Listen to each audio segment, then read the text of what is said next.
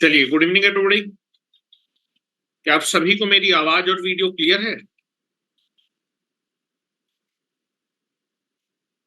क्या आप सभी को मेरी आवाज और वीडियो क्लियर है? चलो तो क्लास को स्टार्ट करते हैं। अब देखो एक्चुअली क्या है कि क्लास नहीं चलेगी आपकी। अब बेटा यार, तुम्हारी कोचिंग का मैं कुछ नहीं बता सकता यार। कस्तूर जो है वो सर कोई आया भी नहीं था अशोक सर के में, सिर्फ लड़कियां थी। वो तो मुझसे ये बोले कि भाई कुछ आपका जो क्लास है वो दो ग्रुप में बट गया, कुछ बच्चे आपसे पढ़ना चाहते हैं, कुछ बच्चे जो है उनसे पढ़ना चाहते नहीं हैं। सर, जो जो गया था कोचिंग बताया था, सिर्फ लड़कियां थी क्लास में अशोक सर के। ठीक है, रहने दो यार। देखो जो है, देखो उनका मन नहीं है पढ़वाने का, मैंने तुम्हें ही बोला था, है ना? तो कोई दिक्कत नहीं है। मैंने तुमसे बोला है, तुम लोग से प्रॉमिस किया है कि मैं तुम्हारा सिलेबस कंप्लीट कराऊंगा तो कराऊंगा, मुझे उससे कोई फर्क नहीं पड़ता है। लेकिन सर जो सिलेबस वो पढ़ा रहे हैं, सर जो सिलेबस वो पढ़ा रहे हैं अशोक सर, हाँ, तो वो कैसे कवर होगा? वो मैं कराऊंगा तुम्हारा, कोई दिक्कत नहीं है। ठीक है, उनको पढ़ाने दो, कोई दिक्कत नहीं है। तुम लोग उनकी क्लास करो, मुझे कोई दिक्कत नहीं है। जो है मैं ऑनलाइन नहीं सर, उनकी नहीं करते हम तो। ठीक है, सर हम लोग उनकी क्लास नहीं करते। नहीं तो कोई दिक्कत नहीं है। देखो अगर करना चाहो तो तुम कर सकते हो, मैं किसी के लिए ये नहीं बोल रहा कि उसकी क्लास नहीं करनी है। नहीं सर, वो बात नहीं है, लेकिन उनका समझ कम आता है। तो कोई बात नहीं। देखो मैं तुम्हारा कंप्लीट कराऊंगा, मैं ऑनलाइन में तुम लोग का एक टाइम बांधे देता हूँ जो है, उसमें मैं कंटिन्यूअस क्लास लूंगा जो है। ठीक है सर, रूम नंबर 8 भी खाली रहता है कोचिंग में पूरा। तो अब देखो क्या बात करूं, बताओ जो है। उन्होंने मुझसे बोला कि सर जो है, मैंने कहा सर देखिए कोचिंग आपकी है, आप मुझसे पढ़वाना चाहे पढ़वाइए, नहीं पढ़वाना चाहते ना पढ़वाइए, है ना? तो ऐसा कोई दिक्कत नहीं है। हम लोग जो है देखो, क्योंकि अगर 3 दिन मुझे मिलेगा, 4 दिन मिलेगा, तो उसमें सिलेबस तो जो है ना के बराबर ही हो पाएगा। अलजेब्रा कंटिन्यू करते हैं। ठीक है, आपका लॉग का 2 क्लास रह गया, तो कल संडे तुम लोगों की शायद जो है क्या कहते हैं, पहले मॉर्निंग में केमिस्ट्री की क्लास है, उसके बाद फिजिक्स की क्लास है, तो सारा क्लास हो जाएगा, तुम लोग थक जाओगे। तो कल जो है मैं हाँ ऑनलाइन में कल तुम लोगों की ले लूंगा, रात में लॉग खत्म कर दूंगा। ठीक है, लॉग में एक रह गया है तो लॉग कंप्लीट हो जाएगा, और उसके बाद हम लोग जो है ऑनलाइन में जो है कोऑर्डिनेट आपका कंटिन्यू कर सकते हैं जो है। ठीक है, और वहां पर मैं जितना स्टार्ट करता हूँ, और उसमें कोई दिक्कत नहीं है। जितना देखो मेरी तरफ से पॉसिबिलिटी है, मैं तुम्हारी क्लास लूंगा जो है। ठीक है, ऑफलाइन नहीं देंगे तो मैं ऑनलाइन लूंगा। मुझे तो तुम लोग को पढ़ाना है ना। देखो यार, तुम लोग का फ्यूचर इंपॉर्टेंट है, क्योंकि अगर तुम लोग पास आउट हो तो इस साल के बाद तुम्हारे पास आईआईटी का टाइम खत्म हो जाएंगे। ठीक है, यस सर। और अगर आईआईटी में नहीं होता है तो एनआईटी का तो चांस बने ना, क्योंकि बिना पढ़े तुम लोग निकाल नहीं पाओगे जो। ठीक है, तो कोई दिक्कत वाली बात नहीं है, मैं तुम लोगों के साथ हूँ, कोई दिक्कत वाली बात नहीं है। मैं तुम्हारा सिलेबस कंप्लीट कराऊंगा। ठीक है, बस कंटिन्यूटी मेंटेन करो। बस ये नहीं हो कि आज का लेक्चर देख रहे हो, कल का लेक्चर नहीं देख रहे हो, तो फिर तुमको दिक्कत होगी। ठीक है, लेकिन सर जो वो पढ़ा चुके सर वो पढ़ा दीजिएगा। हाँ वो मैं पूरा पढ़ाऊंगा। सेकंड पोर्शन है ना कैलकुलस वाला, कैलकुलस मैं आपको बहुत ही अच्छा पढ़ाऊंगा, तो उसकी कोई टेंशन में लेने वाली बात नहीं है। ठीक है, हाँ सर, वो बहुत हाई लेवल का पढ़ाते हैं तो समझ में कम आता है। हाई लेवल का पढ़ाते हैं? नहीं सर, मतलब वो ना, मतलब बेसिक से नहीं पढ़ाते हैं। हाई लेवल अभी तुमने देखा नहीं है जो है। ठीक है, नहीं सर, आप जैसे एकदम जीरो से मतलब सर हाई लेवल तक ले जाते हैं, लेकिन वो केवल ऊपर ऊपर पढ़ाते हैं। कोई बात नहीं जो है। ठीक है, अभी कैलकुलस में मैं पढ़ाऊंगा, तब जो है बात करेंगे उसके बारे में। ठीक है, ठीक है सर। मैं आपको पोर्शन पढ़ा रहा हूँ, मैं अपने वीक पोर्शन पढ़ा रहा हूँ। ठीक है, जिस समय मैं आपको सेकंड पेपर पढ़ाऊंगा 12th का, तो उस समय आपको अलग अलग चीजें चलेंगी। ठीक है, चलो स्टार्ट। ठीक है सर। चलो टाइम ज्यादा वेस्ट नहीं कर, स्टार्ट करते हैं। ठीक है, मैंने आपको जो है, अच्छा माइक बंद कर लो तुम लोग, देखो किसी का माइक ओपन है। नवीन, हाँ ठीक है। तो मैंने तुम लोग को जो है आपका क्वाड्रिलेटरल के बारे में बताया था कि टाइप्स ऑफ द क्वाड्रिलेटरल। ठीक है, तो मैंने आपको क्वाड्रिलेटरल में 4 क्वाड्रिलेटरल हमारे लिए इंपॉर्टेंट थे। एक तो पैरेललोग्राम था। ठीक है, पैरेललोग्राम के 3 पोर्शन हम लोगों ने फिर से किए थे, रोम्बस, रेक्टेंगल और आपका स्क्वायर।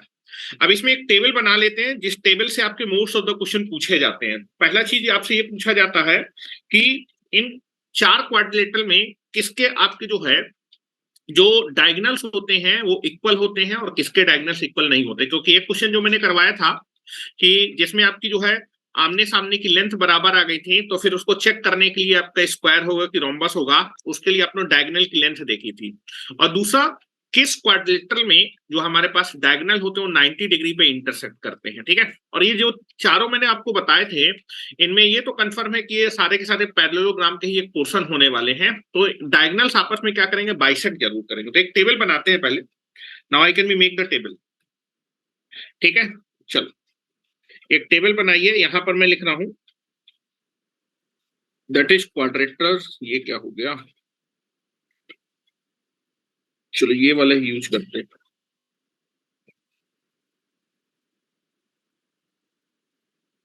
एक टेबल बनाइए, make a one table.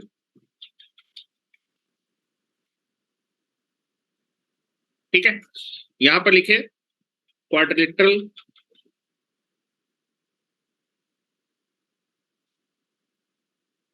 That is quadrilateral. यहां पर लिख रहे हैं डायगोनल के बारे में,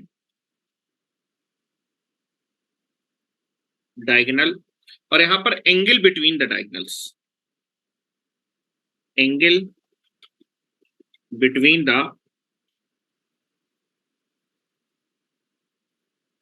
डायगोनल्स, ठीक है।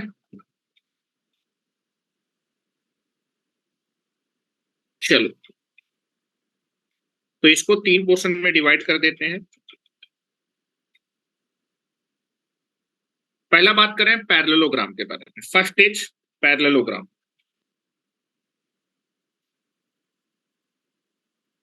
पैरेललोग्राम। सेकंड हम बात करेंगे रोम्बस के बारे में, रोम्बस। थर्ड हम बात करेंगे रेक्टेंगल के बारे में।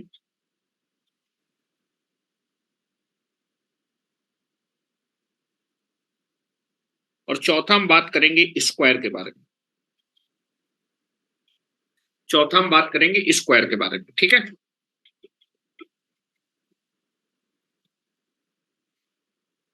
तो पैरेललोग्राम में आपने देखा था कि जो डायगोनल्स होते हैं वो इक्वल नहीं होते, that is AC does not equal to BD। नाम आपको आपके माइंड में होना चाहिए फिगर कि जो पैरेललोग्राम होगा उसके जो डायगोनल्स होंगे वो आपके लेंथ वाइज इक्वल नहीं होते, और इनके बीच में जो एंगल होता था उसको हम फाई बोलते थे, वो भी आपका 90 डिग्री नहीं होता था। मतलब they are not intersect each other at a 90 degree, ठीक है। रोम्बस के बारे में बात करेंगे तो रोम्बस में भी जो होता था, जो डायगोनल्स होते थे वो आपके बराबर नहीं होते थे। AC does not equal to BD। लेकिन रोम्बस में जो है ये जो डायगोनल है एक दूसरे को इंटरसेक्ट करते थे कितने एंगल पे, 90 डिग्री में। π/2 लिखे या फिर आप 190 डिग्री लिख दिए, बात एक ही है, ठीक है। रेक्टेंगल में बात करेंगे तो रेक्टेंगल में जो आपके डायगोनल्स होते हैं दोनों डायगोनल की लेंथ क्या होती है, सेम होती है। AC इज इक्वल टू क्या होता है, BD। लेकिन आपके जो है जो डायगोनल्स होते हैं रेक्टेंगल में वो 90 डिग्री पे एक दूसरे को इंटरसेक्ट नहीं करते हैं। π/2 का मतलब 90 डिग्री है। और जो स्क्वायर होता है, स्क्वायर में आपके दोनों डायगोनल्स क्या होंगे, सेम होंगे, और उनके जो डायगोनल्स है वो एक दूसरे को कितने एंगल पे इंटरसेक्ट करते हैं, फिर बाइसेक्ट करते हैं 90 डिग्री। ये चीज आपको क्लियर होनी चाहिए। कल मैं आपका लॉग कंप्लीट कर दूंगा, ठीक है। तो वो वाला टॉपिक कंप्लीट हो जाएगा, फिर उसके क्वेश्चन हम लोग डिस्कस कर लेंगे। इतना नोट करिए, प्रॉपर नोट्स बनाइएगा, आपको कोई दिक्कत नहीं होगी ऑनलाइन में।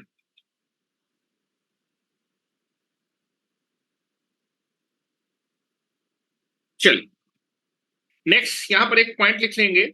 ये जितने भी मैंने आपको ये जो क्वाड्रिलेटरल बताए हैं सारे के सारे एक टाइप के पैरेललोग्राम है, और जिनके डायगोनल्स एक दूसरे को इंटरसेक्ट करते हैं। मतलब जो इंटरसेक्ट मतलब ये बाइसेक्ट करते हैं, मतलब जो आपका इंटरसेक्ट पॉइंट होगा वो आपका मिड पॉइंट होगा, ठीक है।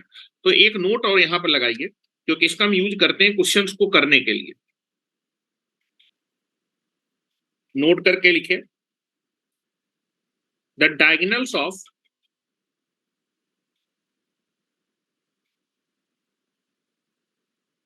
diagonals of parallelogram, comma, that is rhombus, comma, rectangle and square,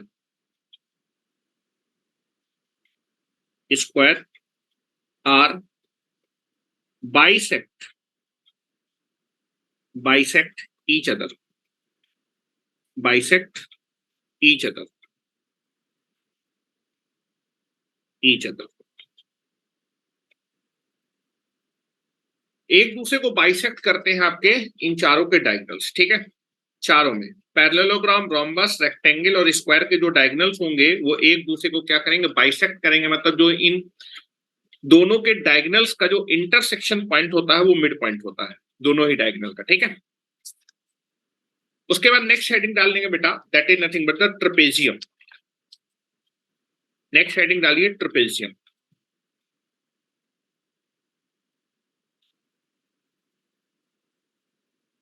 next आपको हेडिंग डालनी है ट्रेपेजियम।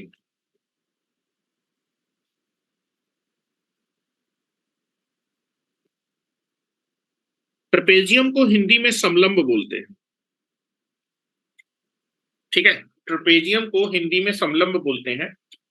पहली चीज आपको क्लियर होनी चाहिए कि जो ट्रेपेजियम होगा, जो समलंब होता है, उसमें दो पैरेलल साइड्स होती हैं और दो साइड आपकी नॉन पैरेलल होती हैं।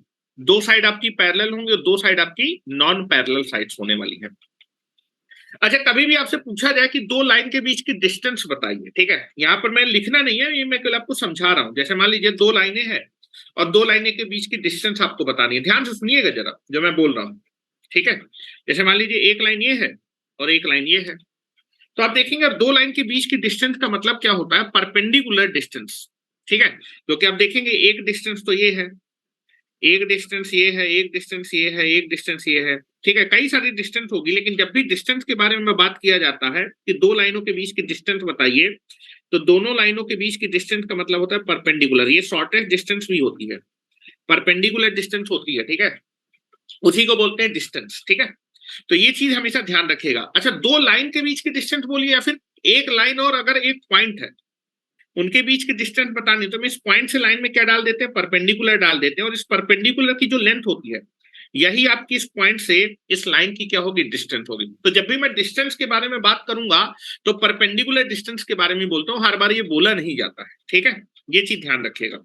अब यहाँ पर बात करते हैं ट्रेपेजियम के बारे में। तो यहाँ पर मैं एक ट्रेपेजियम बना रहा हूँ, समलंब को बना रहा हूँ, ठीक है। Now I can be making a trapezium. और ट्रेपेजियम जो होता है वो एक प्रकार का क्वाड्रिलेटरल होता है, मतलब उसमें चार साइड्स होती हैं, लेकिन उनमें उन चार साइड में से दो साइड आपकी पैरेलल होंगे और दो साइड आपकी नॉन पैरेलल होंगी, ठीक है। तो यहाँ पर मैं एक फिगर बना रहा हूँ ट्रेपेजियम का। Now this is nothing but the trapezium. Trapezium एक प्रकार का क्वाड्रिलेटरल होता है जिसमें दो पैरेलल साइड्स होती हैं और दो आपके पास नॉन पैरेलल। ये दोनों मैंने पैरेलल साइड्स बनाई हैं और ये आपकी दो नॉन पैरेलल साइड्स हैं, ठीक है। जान के मैंने यहां पर एक छोटा बनाया है और एक बड़ा बनाया है, जिससे कि आपको थोड़ा सा चीजें दिखें। Now this is A trapezium. Trapezium में आप देखेंगे चार साइड दिख रहे होंगे, एक, दो, तीन, चार, ठीक है। चार साइड है, मतलब एक क्वाड्रिलेटरल होने वाला है। और इस क्वाड्रिलेटरल में आप देखें, ये आपका वर्टेक्स ए है, ये वर्टेक्स बी है, ये वर्टेक्स सी है और ये वर्टेक्स डी है। इस क्वाड्रिलेटरल में आप देखेंगे ए बी और आपका सी डी आपकी पैरेलल साइड्स है। और आपका जो है ये जो मैंने ए डी और आपका बीसी, देखो एंगल दोनों के अलग अलग है, तो ये पैरेलल नहीं है, ठीक है। पैरेलल होना कंपलसरी नहीं है, तो दो आपका पैरेलल, ये पैरेलल साइड्स नहीं है ये बेटा, ठीक है। पैरेलल साइड जो होती है वो कभी भी मीट नहीं करती। अगर मैं इनको आगे बढ़ाऊंगा तो एक दूसरे को इंटरसेक्ट कर जाएंगी। Parallel line never intersect. क्या मेरी बात क्लियर है? इनफाइनाइट पे इंटरसेक्ट करती हैं, तो ये पैरेलल नहीं है। तो पहली चीज आपको क्लियर होनी चाहिए कि अगर मैं इसकी डिफिनीशन लिखूं आपके ट्रेपेजियम की, तो ट्रेपेजियम क्या होता है? ट्रेपेजियम is a quadrilateral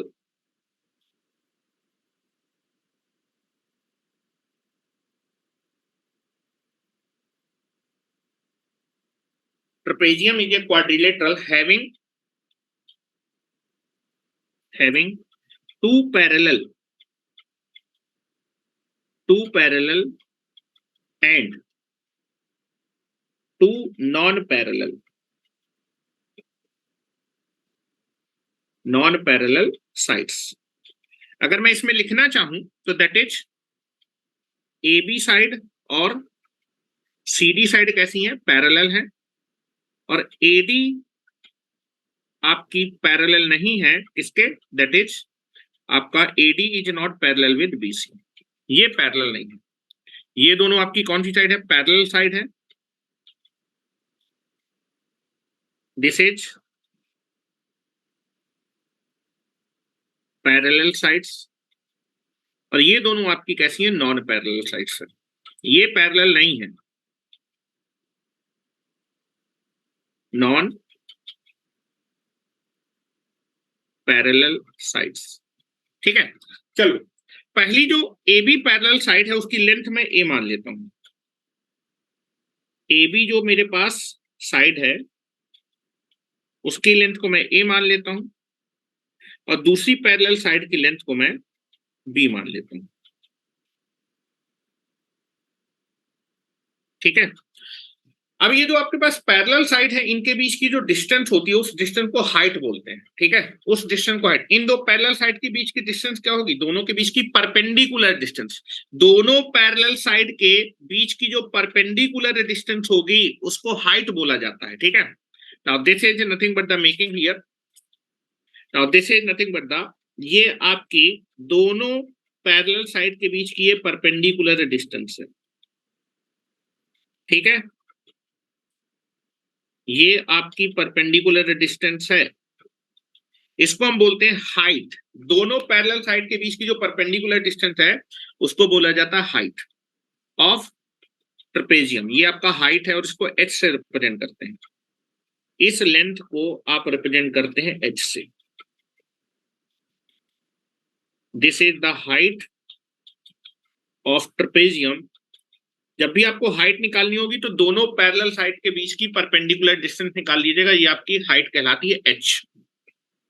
और पहली पैरेलल साइड की लेंथ को मैंने a माना है, दूसरी पैरेलल साइड की लेंथ को मैंने b माना है। ठीक है, अगर आपको जो है ट्रेपेजियम का एरिया निकालना है, ट्रेपेजियम का क्या निकालना है, एरिया निकालना है, तो that is nothing but the 1/2 sum of the parallel sides. जो भी आपकी पैरेलल साइड है उनकी लेंथ का सम कर दीजिए, multiplied by that is nothing but the height. Height या फिर दैट इज पैरेलल साइड्स के बीच की परपेंडिकुलर डिस्टेंस उसको मल्टीप्लाई कर दीजिए। ठीक है, तो नेक्स्ट हेडिंग डालिए, फिर नेक्स्ट पॉइंट लिखिए, area of trapezium. Area of trapezium,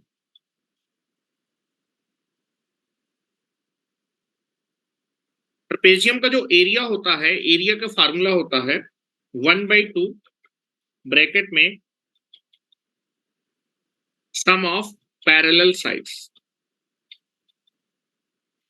parallel sides का sum multiplied by perpendicular distance, perpendicular distance between parallel sides. और इसी को हम लोग बोलते हैं बेटा, दैट इज, इसी को बोला जाता है हाइट ऑफ ट्रेपेजियम। इसी को बोलते हैं हाइट ऑफ ट्रेपेजियम। ठीक है, ये जो हाइट है आपके पास, ये आपकी क्या है, दिस इज हाइट, ये है आपकी perpendicular distance between the parallel sides.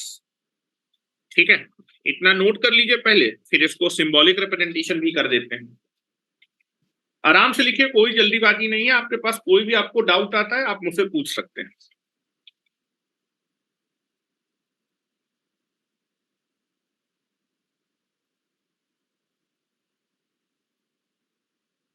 आप देखेंगे, हो गया। हाँ, पैरेलल साइड्स का सम करना है। पहली पैरेलल साइड की लेंथ a है, दूसरी पैरेलल साइड की लेंथ b है, तो यहाँ पर आ जाएगा a प्लस b। और बेटा दोनों पैरेलल साइड के बीच की डिस्टेंस जिसको हम लोग हाइट बोलते हैं वो h माना है। तो आपका एरिया ऑफ ट्रेपेजियम जो होगा, area of trapezium that is equal to 1/2 multiplied by a plus b multiplied by h। ये आपका फार्मूला हो जाएगा, एरिया ऑफ ट्रेपेजियम का फार्मूला।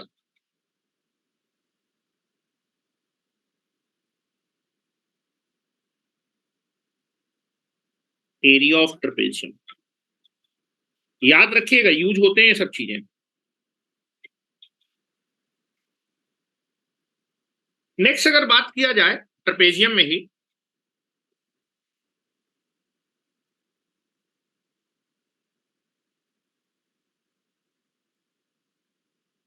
चलिए यहां पर बात करते हैं, ये जो हमारे पास नॉन पैरेलल साइड्स होती हैं, हेलो, ये जो हमारे पास नॉन पैरेलल साइड्स है, ये एक आपके पास एडी है और दूसरी क्या है, बीसी है। ये जो हमारे पास एंगल बनाती है, इन एंगल को बोलते हैं बेस एंगल।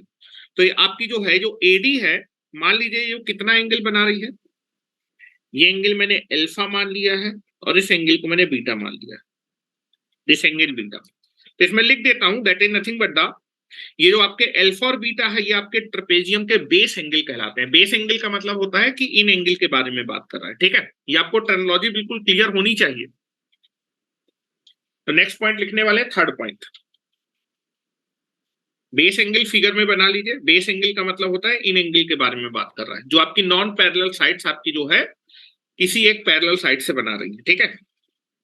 तो नेक्स्ट लिखेंगे जो फिगर है, alpha and beta, alpha and beta are called, alpha and beta are called as a base angle, base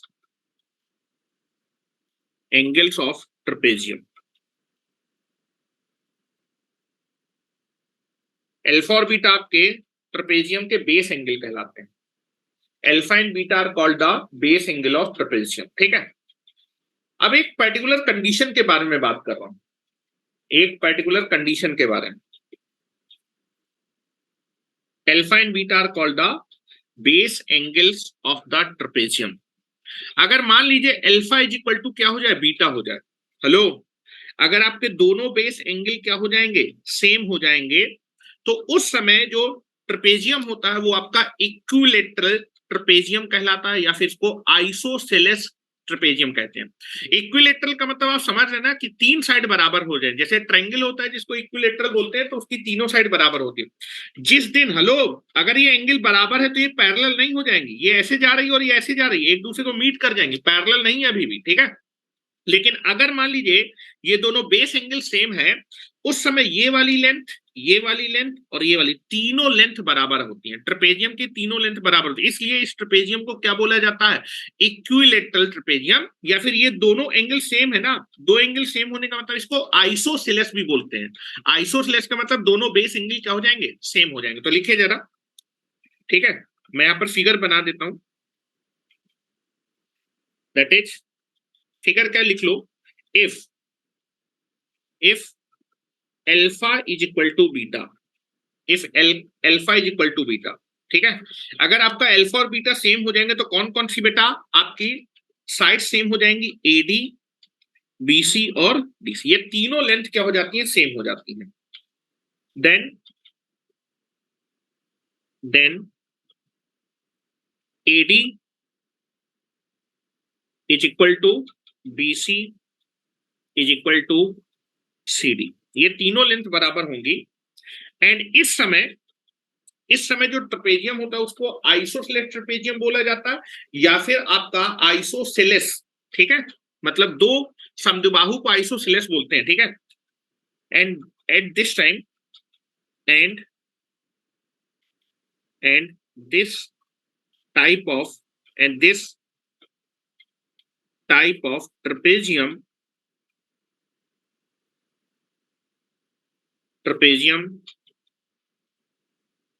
will be called as equilateral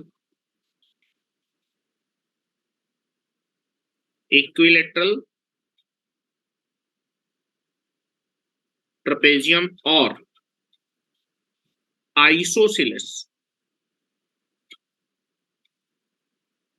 isosceles trapezium. ये टेक्निकल नेम है, ये आपको नाम मालूम होने चाहिए।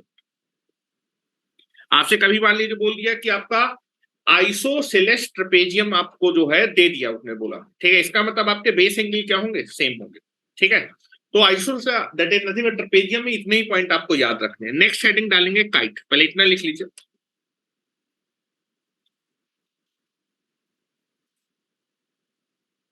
नेक्स्ट हेडिंग डालिए, that is nothing but the kite.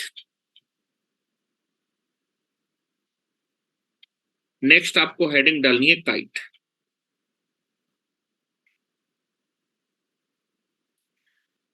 Next heading आपको डालनी है काइट। काइट भी एक प्रकार का इक्विलेटरल, दैट इज काइट भी एक प्रकार का क्वाड्रिलेटरल होता है, मतलब इसमें भी 4 साइड होती है। पतंग देखी है ना तुमने, पतंग, पतंग में ये दोनों आपकी जो है साइड सेम होती है और ये दोनों साइड्स आपकी क्या होती है, सेम होती है। तो जनरली जो काइट होता है, काइट में 2 पेयर ऑफ एडजेसेंट साइड होती है, मतलब हमारे पास एडजेसेंट साइड का एक पेयर ये होगा और एक पेयर नीचे होगा एडजेसेंट साइड का, और हर एक एडजेसेंट साइड के पेयर में जो हमारी साइड्स होंगी वो कैसी होंगी, बराबर होंगी, ठीक है। तो मैं पहले फिगर बनाता हूं और समझाता हूं आपको, ठीक है। काइट कुछ ऐसा होता है, ठीक है, ये भी एक प्रकार का क्वाड्रिलेटरल ही है। Now this is nothing but the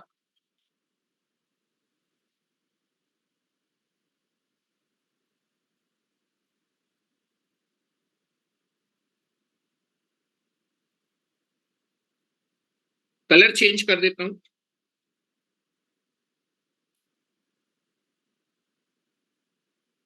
ठीक है। Now this is nothing but your kite. Now this is A, this is B, this is C and this is D.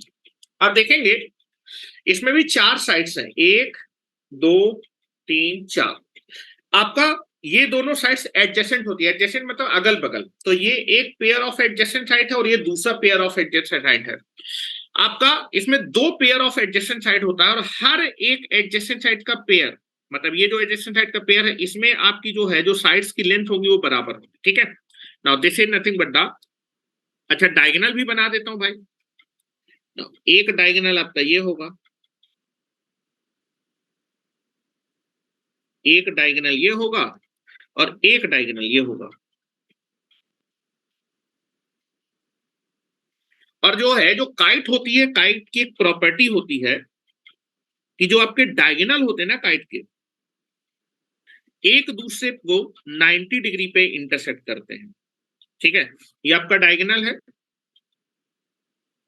इसको पॉइंट बोल देते हैं ABCD, ई डम बोल देते हैं, दिस इज ई, ठीक है। या फिर इसको M बोल देता हूं, M बोल देता हूं। और बेटा दोनों डायगोनल के बीच, जो डायगोनल के बीच एंगल अल्फा, डायगोनल के बीच एंगल जो होता है वो 5 होता है और ये एंगल होता है वो 90 डिग्री होता है। एक प्रॉपर्टी तो ये है। तो पहले तो मैं इसकी डिफिनीशन लिखूंगा, काइट की डिफिनीशन आपको लिखूंगा कि काइट में हमारे पास 2 पेयर ऑफ एडजेसेंट साइड होगा, ठीक है। एक पेयर ये है, पेयर का मतलब जोड़ा, और हर एक पेयर में जो है जो हमारे पास साइड्स होंगी उनकी लेंथ बराबर। तो इसको मैंने ए बोला, इसको भी मैंने ए बोला, और ये जो मेरे पास एडजेसेंट साइड का पेयर है ये वाला, इसमें जो है जो 2 साइड्स है उनकी लेंथ आपस में बराबर है, ठीक है। ये लेंथ मान लेता हूं बी और ये लेंथ मान लेता हूं बी, ठीक है। Now this is nothing also be, ठीक है। ये आपके पास मैंने लिखा, ठीक है। तो पहले डेफिनेशन लिख लेते हैं।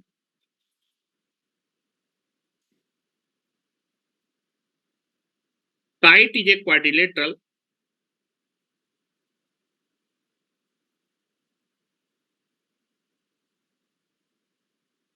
Kite is a quadrilateral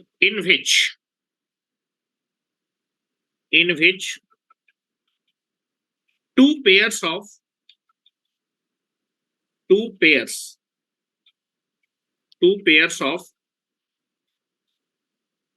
adjacent side,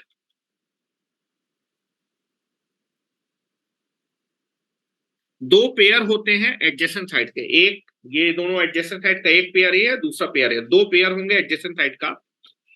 and and in each pair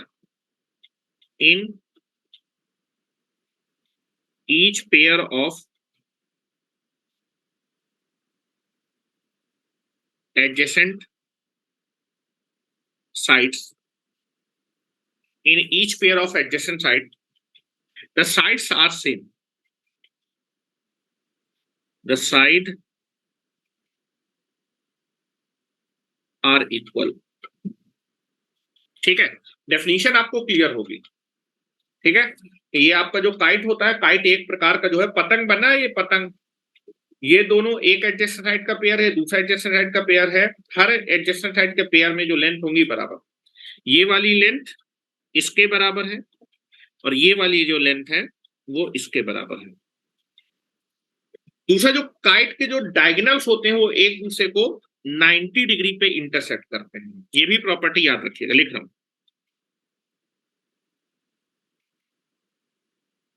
diagonals of kites, diagonal of kites are intersect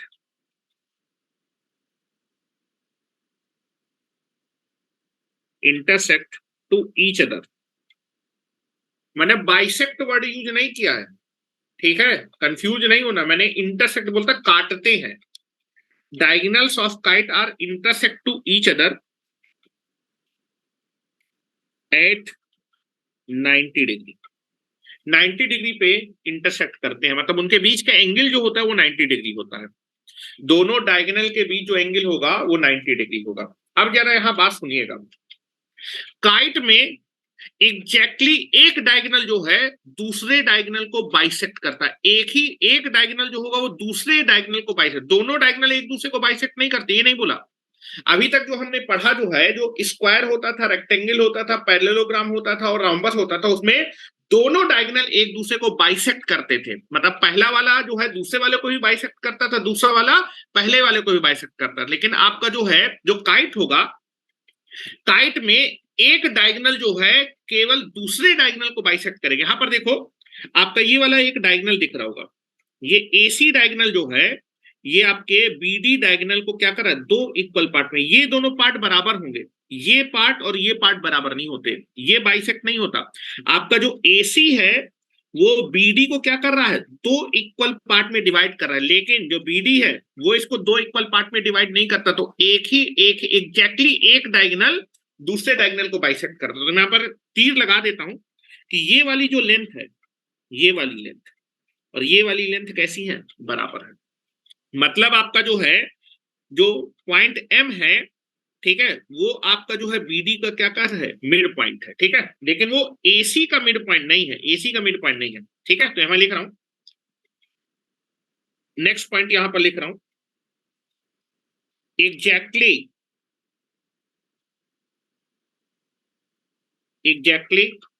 one diagonal,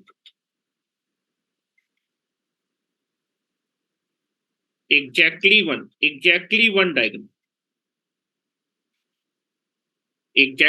one diagonal of kite bisect the other diagonal।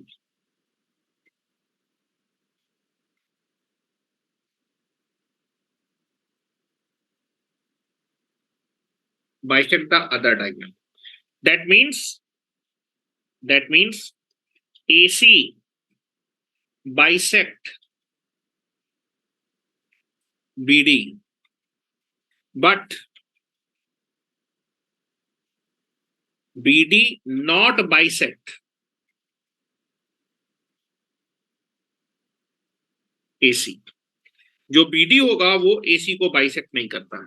एक ही डायगोनल जो होगा, exactly एक diagonal दूसरे को bisect करता है दो equal part में। ये दोनों पार्ट बेटा इक्वल होंगे। यहां मैं लिख भी देता हूं, दैट इज, यहां पर लिख रहा हूं, that is BM is equal to MD, but AM does not equal to MC। दिखना चाहिए आपको। दूसरा और समझिएगा जरा,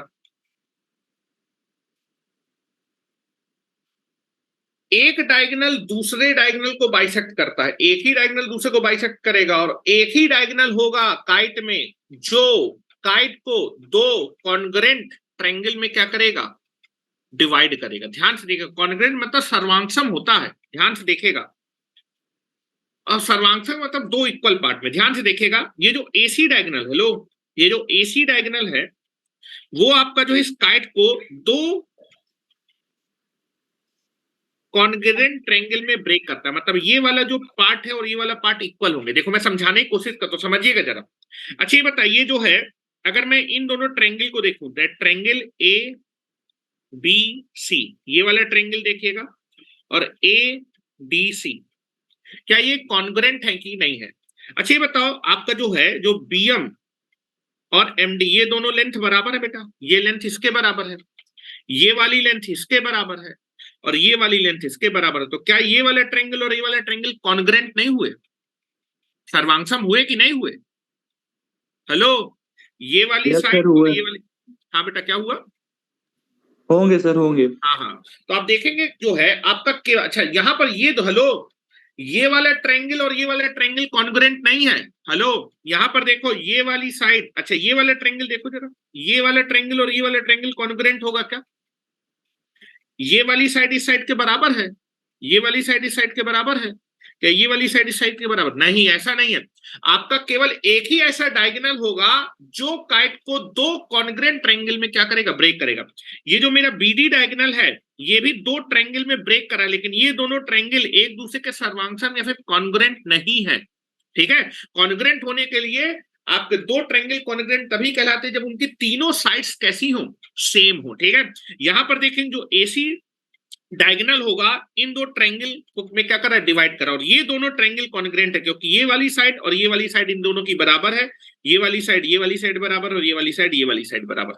लेकिन जो बीडी डायगोनल है वो दो ट्रायंगल में ब्रेक करा है, लेकिन वो कॉन्ग्रेंट नहीं है। तो तीसरा पॉइंट लिखिए, फिर चौथा पॉइंट लिखिए, इंपॉर्टेंट पॉइंट है। जो मेरे पास एसी डायगोनल है वो काइट को दो कॉन्ग्रेंट ट्रायंगल में भी कट कर रहा है, और साथ ही साथ एसी डायगोनल आपके बीडी डायगोनल को बाइसेक्ट भी कर रहा है। एक ही ऐसा डायगोनल होगा जो दोनों काम करेगा। हेलो, एक ही ऐसा डायगोनल जो दोनों काम करेगा, दूसरे डायगोनल को ये क्या करेगा, बाइसेक्ट भी करेगा, और ये आपके काइट को दो कॉन्ग्रेंट ट्रायंगल में भी क्या करेगा, ब्रेक करेगा। ठीक है, तो लिख रहा हूं मैं यहां पर, दैट इज, इसी के नीचे लिखिएगा, exactly one diagonal of kite edge bisect the other diagonal and, इसी के आगे कंटिन्यूअस कर सकते हैं क्या, and exactly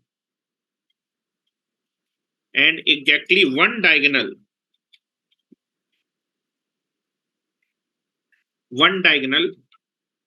bisect the kite into the two congruent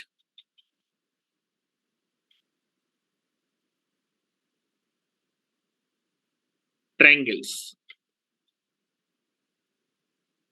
ठीक है, एक ही ऐसा डायगोनल है जो आपके अदर डायगोनल को बाइसेक्ट करेगा, और एक ही ऐसा डायगोनल होगा जो काइट को दो कॉन्ग्रुएंट ट्रायंगल में भी क्या करेगा, कट करेगा, बाइसेक्ट करेगा, ब्रेक करेगा। दो इक्वल कॉन्ग्रुएंट ट्रायंगल बिल्कुल बराबर है, क्योंकि साइड बिल्कुल बराबर है, ये साइड और ये साइड बिल्कुल बराबर है, ये साइड बराबर, और ये लेंथ बराबर, इक्वल का मतलब तो बाइसेक्ट करना। ये ट्रायंगल और ये वाला ट्रायंगल बिल्कुल आपके कॉन्ग्रुएंट और इक्वल है, इक्वल मतलब बाइसेक्ट, बराबर टाइप के। ठीक है, अब बात करते हैं यार जो है काइट का जो है जो एरिया होता है वो कैसे निकालते हैं। ठीक है, अगर आपको डायगोनल की लेंथ मालूम है, चलो इस वाले डायगोनल को हम D1 बोल देते हैं। चलो इसके नीचे मैं फिगर बना देता हूं, नहीं तो सारा हौच पौच हो जाएगा। लिख लिया क्या, थोड़ा सा नीचे करें,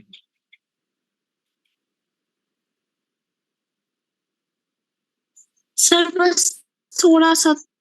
हाँ हाँ लिखो लिखो, कोई दिक्कत नहीं, लिखो।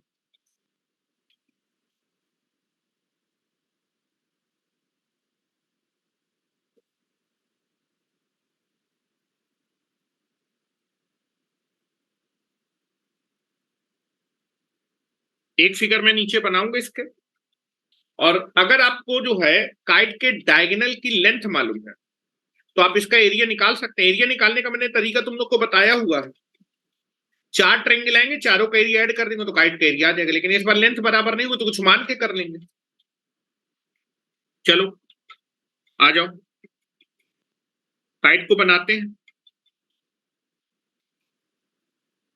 Now this is the kite. ये दोनों लेंथ सेम होती हैं।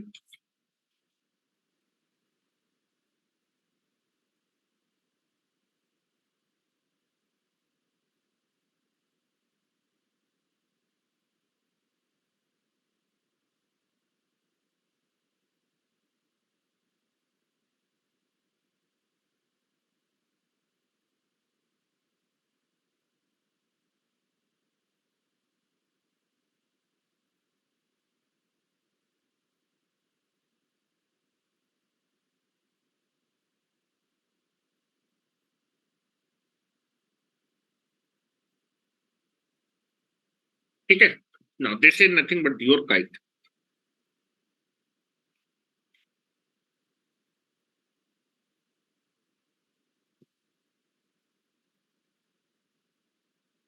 ये आपका दोनों का इंटरसेक्शन पॉइंट है,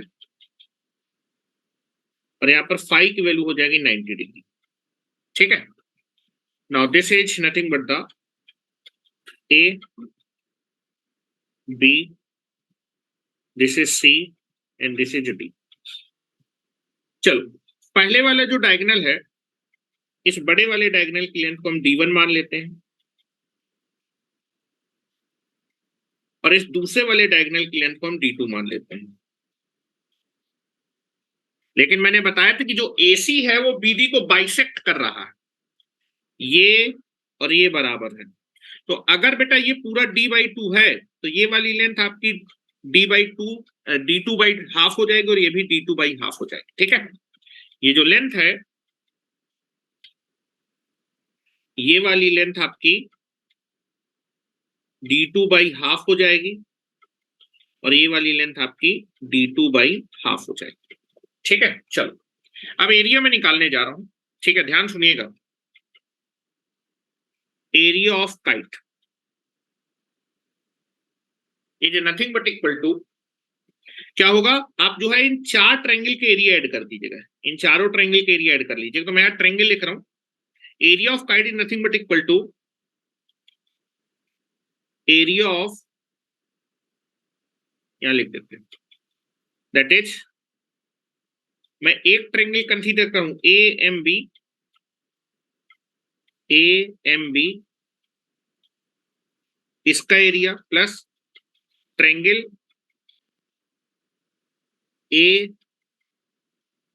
AMD का area plus triangle that is BMC का एरिया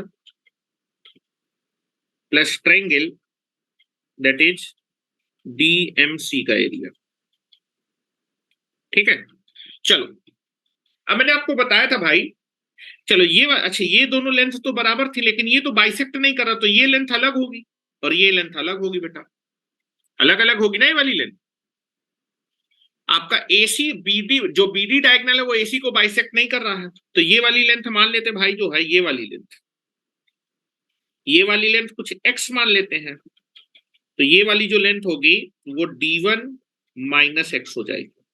ठीक है, बस ध्यान से देखिए। अब जरा ट्रायंगल का मैं एरिया लिखना स्टार्ट करता हूं।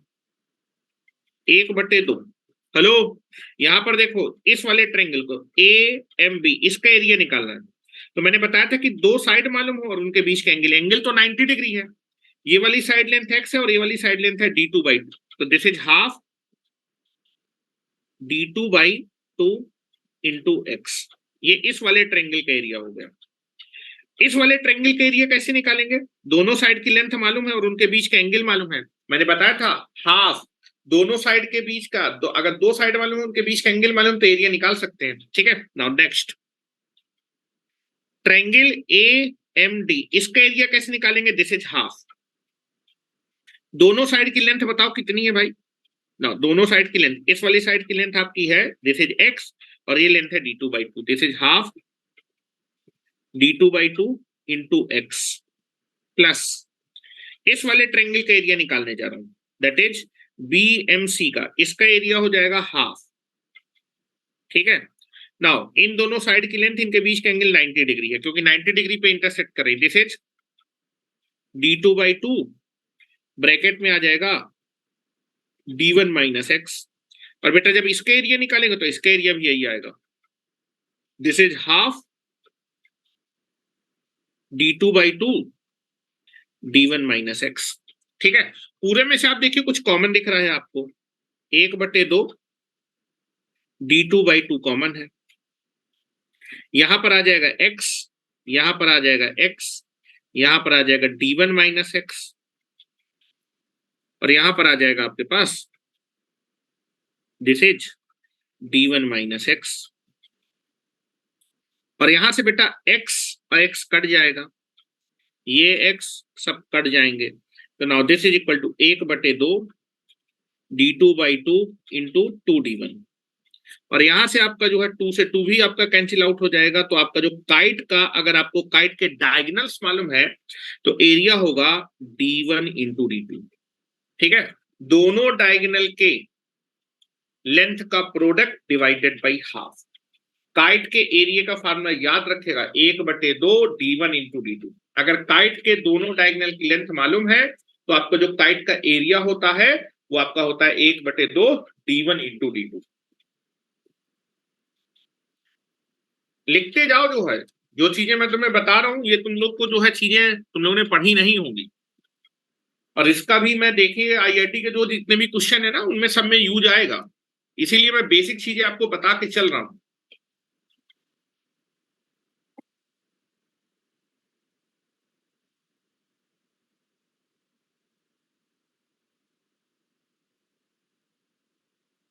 कुर्सी चेयर पे बैठ के पढ़ो, नहीं तो तुम लोग आधे लोग सो जाओगे, है ना। नवीन को नींद आ रही थी, देखो मुकेश भी जो है लेटने का सोच रहा है, इसलिए मैं बोलता हूँ कि कैमरा वैमरा तुम लोग ओपन रखा करो। हाँ, कुर्सी टेबल में बैठ के पढ़ोगे तभी पढ़ पाओगे, नहीं तो क्लास में भी बिस्तर लगवा दिया जाता है। ठीक है, आगे चले, नेक्स्ट हेडिंग डालिए, that is cyclic quadrilateral. Cyclic quadrilateral, next heading डालिए। साइक्लिक में ज्यादा चीजें नहीं देखनी है, ठीक है, केवल आपको मुझे एक थ्योरम बतानी है जिसका नाम है टेलमीज थ्योरम, उसका यूज आएगा। हेडिंग डालिए cyclic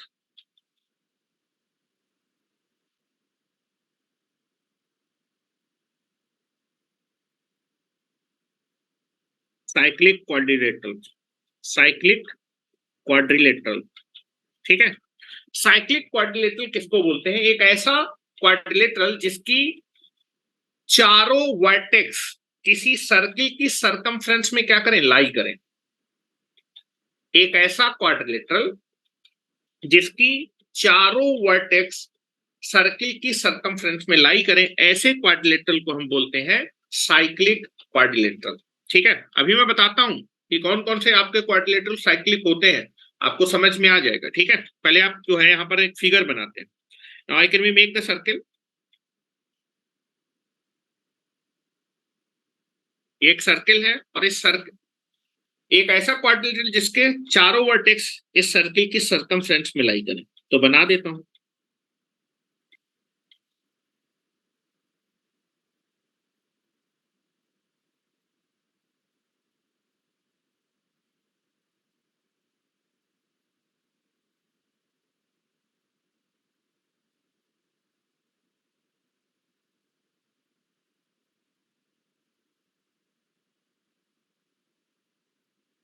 Now this is nothing but the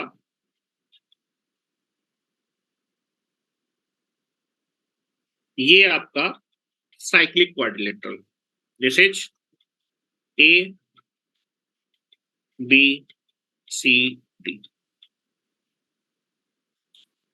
ये आपका साइक्लिक क्वाड्रिलेटरल कहता है। एक ऐसा क्वाड्रिलेटरल जिसकी चारों वर्टेक्स किसी सर्किल की सरकमफ्रेंस में, ठीक है, तो इसको बोलते हैं cyclic quadrilateral.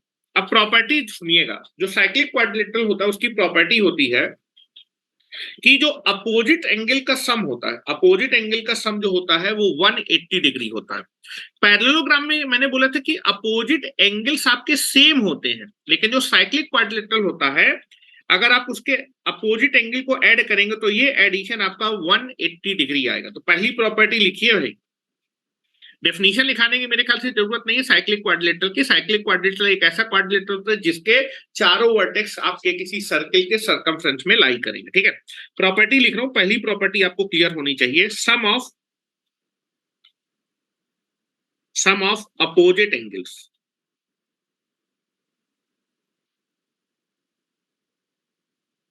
In a cyclic quadrilateral is equal to 180 degree. For example अगर बात किया जाए तो दैट इज अपोजिट एंगल कौन कौन से होंगे, एंगल ए और एंगल सी का जब आप सम करेंगे तो वो भी 180 डिग्री होगा, और अगर आप एंगल बी और एंगल डी अपोजिट एंगल है इनका सम भी करेंगे तो ये भी 180 डिग्री आएगा। ठीक है, दूसरी इसमें एक प्रॉपर्टी या फिर एक थ्योरम होती है। थ्योरम को बताने के लिए मैं आपको इसके डायगोनल्स बना देता हूं। ये आपका बीडी डायगोनल है और ये आपका एसी डायगोनल।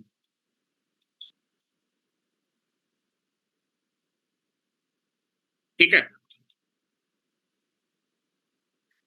साइक्लिक क्वाड्रिलेटरल में जो अपोजिट साइड्स होती हैं, हेलो अपोजिट साइड्स, अगर आप अपोजिट साइड्स का प्रोडक्ट करें, अपोजिट साइड के प्रोडक्ट का जो सम होता है वो डायगोनल के प्रोडक्ट के बराबर आता है। ठीक है, देखो एक अपोजिट साइड्स कौन कौन सी अपोजिट साइड है, एक तो आपके पास हो गई एडी और बीसी, इन दो अपोजिट साइड का प्रोडक्ट करिए, और AB और CD इन दो अपोजिट साइड का प्रोडक्ट। अपोजिट साइड के प्रोडक्ट का सम हमेशा बराबर होगा प्रोडक्ट ऑफ डायगोनल के। तो पहले मैं स्टेटमेंट लिख देता हूं या फिर पहले थ्योरम लिख देता हूं। ठीक है, नाउ हेडिंग डालिए, ये वेरी वेरी इंपॉर्टेंट थ्योरम है, दैट इज इसको बोलते हैं टैलमीज थ्योरम।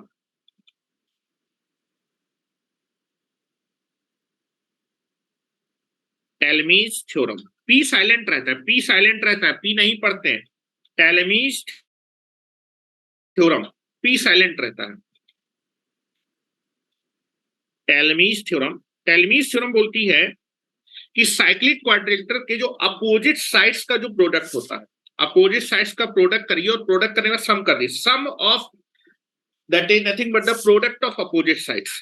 ठीक है, आपको अपोजिट साइड के प्रोडक्ट का सम करना है। ठीक है, तो जरा अपोजिट साइड्स के प्रोडक्ट करते हैं, कौन कौन से प्रोडक्ट आएंगे, एक तो आएगा एडी इंटू बीसी, और दूसरा बेटा अपोजिट साइड का प्रोडक्ट क्या आएगा, एक आएगा AB इंटू CD।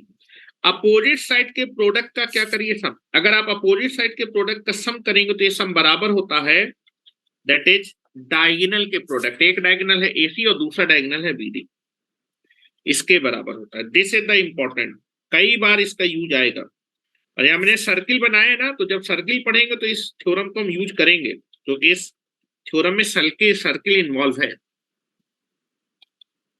तो मैं स्टेटमेंट लिख देता हूं, इसका स्टेटमेंट होता है sum of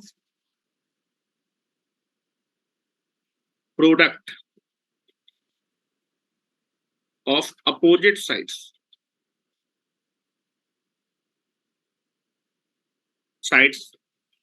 of a cyclic quadrilateral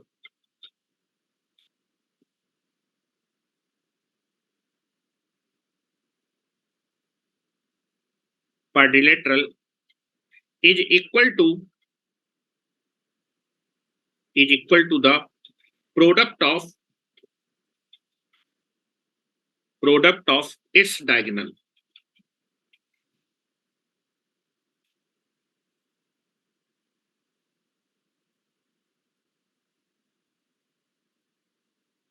diagonals. ठीक है, ये आपको थ्योरम याद रखना। जो मेरे पास आपका रेक्टेंगल और जो स्क्वायर होते हैं वो भी आपके साइक्लिक क्वाड्रिलेटरल होते हैं, मैं दिखाता हूं कैसे, देखिएगा जरा।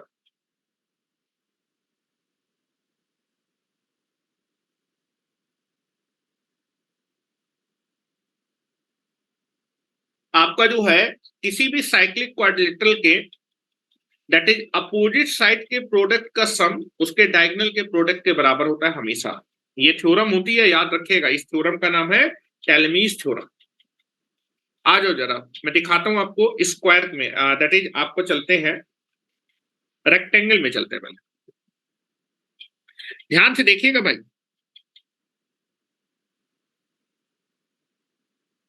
मैं एक रेक्टेंगल ड्रॉ कर रहा हूं।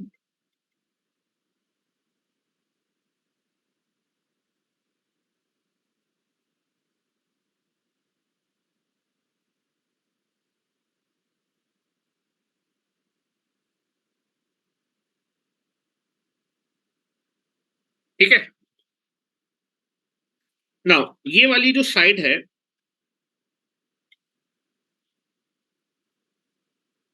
इसको मैंने ए बोल दिया और इस वाली साइड की लेंथ को मैंने बी बोल दिया। ठीक है, now this is A B C and this is D. ये जो इसके डायगोनल है ना,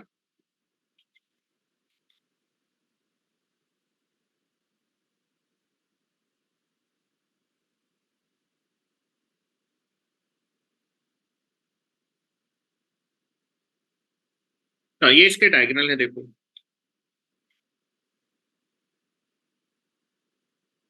ठीक है, और ये मैंने मिड पॉइंट लिखा है भाई, क्योंकि बाइसेक्ट करेंगे। ठीक है, अच्छा ये बताओ यार, ये लेंथ कितनी होगी? अच्छा, ये डायगोनल की लेंथ तो आपको मालूम है, दोनों डायगोनल की लेंथ बराबर होती है। कितनी होती है? Under root of A square plus B square होती है ना। तो अगर मैं आपसे ये पूछूं कि ये वाली लेंथ कितनी होगी, ये under root of A square plus B square by 2 होगी, और ये भी under root of A square plus B square by 2 होगी। यहां ध्यान से देखिएगा जो मैं लिख रहा हूं, ये वाली लेंथ आपसे पूछी जाए, this is under root of A square plus B square by 2 होगी, और ये वाली लेंथ भी आपकी कितनी होगी? Under root of A square plus B square by 2 होगी। तो ये लेंथ पूछे, ये वाली लेंथ, ये लेंथ भी इतनी होगी, under root of A square plus B square by 2, और ये वाली लेंथ जो होगी वो भी इतनी होगी।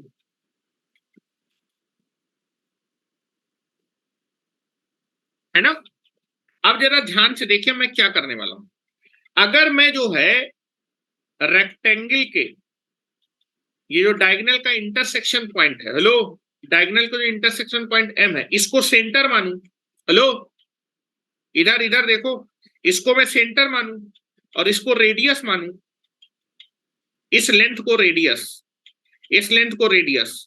ठीक है, ये लेंथ बराबर, तो जब मैं सर्किल बनाऊंगा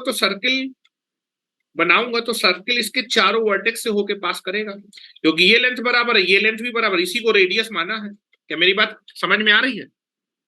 अगर मैं जो है आपके रेक्टेंगल का जो डायगोनल का जो है इंटरसेक्शन पॉइंट है, इसको मैं सेंटर मानूं, और बेटा किसी भी डायगोनल का जो है जो आधी लेंथ है, इसको मैं रेडियस, इसको रेडियस मान के अगर मैं एक सर्किल बनाऊंगा, तो वो सर्किल आपके रेक्टेंगल के जो है क्या करेगा? चारों वर्टेक्स से पास करेगा। ठीक है, now this is nothing but, मैं सर्किल बना रहा हूं, इसको रेडियस माना है, इसको रेडियस माना है, इसको सेंटर माना है। Now this is nothing but the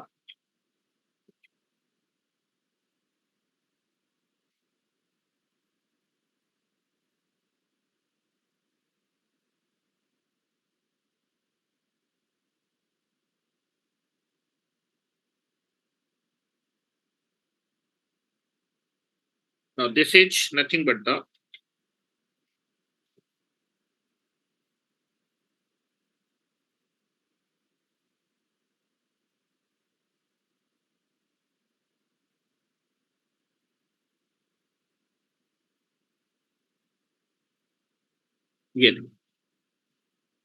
ये आपका सेंटर है सर्किल का, और ये रेडियस है, ये बराबर है, ये देखो ये भी रेडियस होगी, ये भी रेडियस, ये भी रेडियस। क्या समझ में आ रहा है?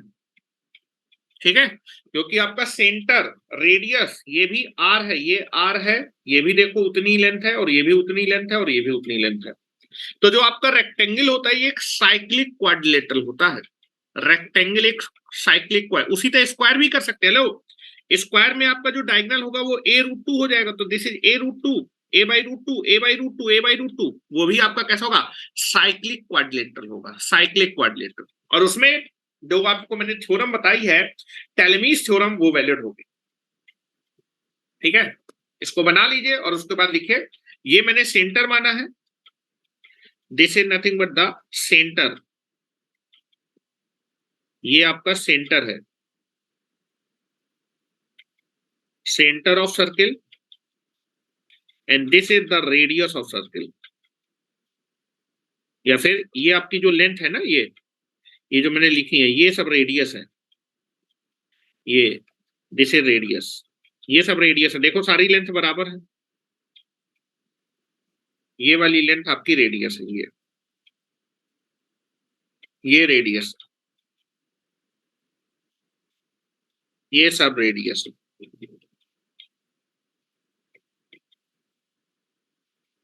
These are the radius of circle। अगर आप डायगोनल के इंटरसेक्शन पॉइंट को सेंटर माने, और ये जो आपके पास हाफ लेंथ है इसको रेडियस, और एक सर्किल खींच दें, वो सर्किल आपके जो है इस रेक्टेंगल के सारे वर्टेक्स से होके जाएगा। ठीक है, तो यहां पर एक नोट करके लिखिए जरा, नोट करके लिखिए, that is rectangle and square are cyclic quadrilateral.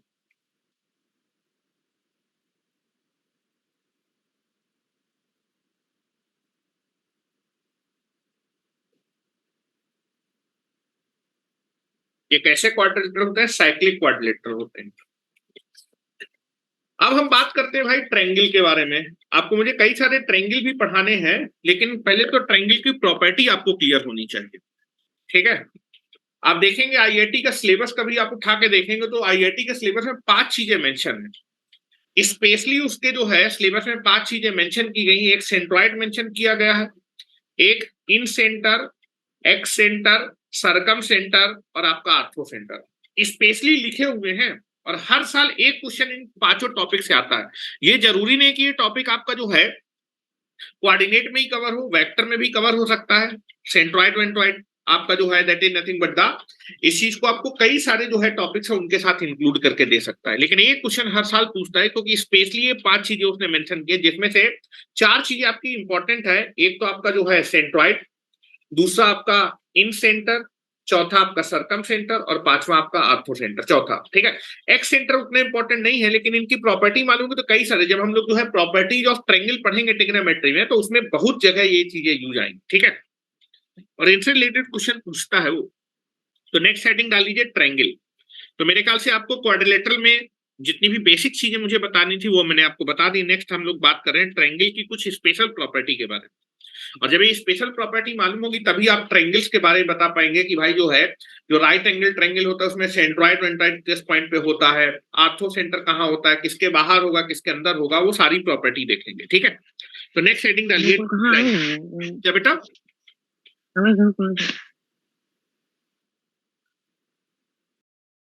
हाँ कौन? हाँ क्या बोल रहे थे आयन बेटा? अयान क्या बोल रहे बेटा? अयान कुछ डाउट है क्या? चलो अब बोल ही नहीं रहा। चलो नेक्स्ट हेडिंग डालें, ट्रायंगल्स। ट्रायंगल के बारे में देखते हैं। ठीक है, तो ये तो आपको जो है ट्रायंगल आपको क्लियर होगा कि जो एंगल ए होता है उसके सामने की साइड को हम लोग ए से रिप्रेजेंट करते हैं, एंगल बी की साइड को हम लोग जो है सामने की साइड को बी से रिप्रेजेंट करते हैं, और एंगल सी के सामने की साइड को हम लोग सी से रिप्रेजेंट करते हैं। ठीक है, तो now I can be make a triangle.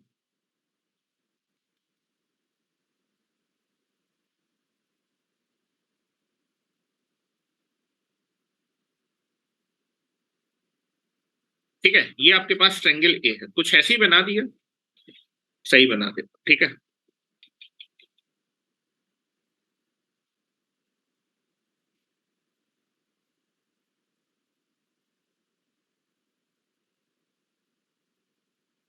Now this is the A B C. पहली चीज क्लियर होनी चाहिए, जो एंगल ए होगा उसके सामने की साइड को मैं हमेशा स्मॉल ए से रिप्रेजेंट करूंगा, एंगल बी के सामने की साइड को हमेशा स्मॉल बी से रिप्रेजेंट करूंगा, और एंगल सी के सामने की साइड को मैं हमेशा स्मॉल सी से रिप्रेजेंट करूंगा, ठीक है। यहां भी ले लेते हैं, इसको हरा कलर बना देते हैं।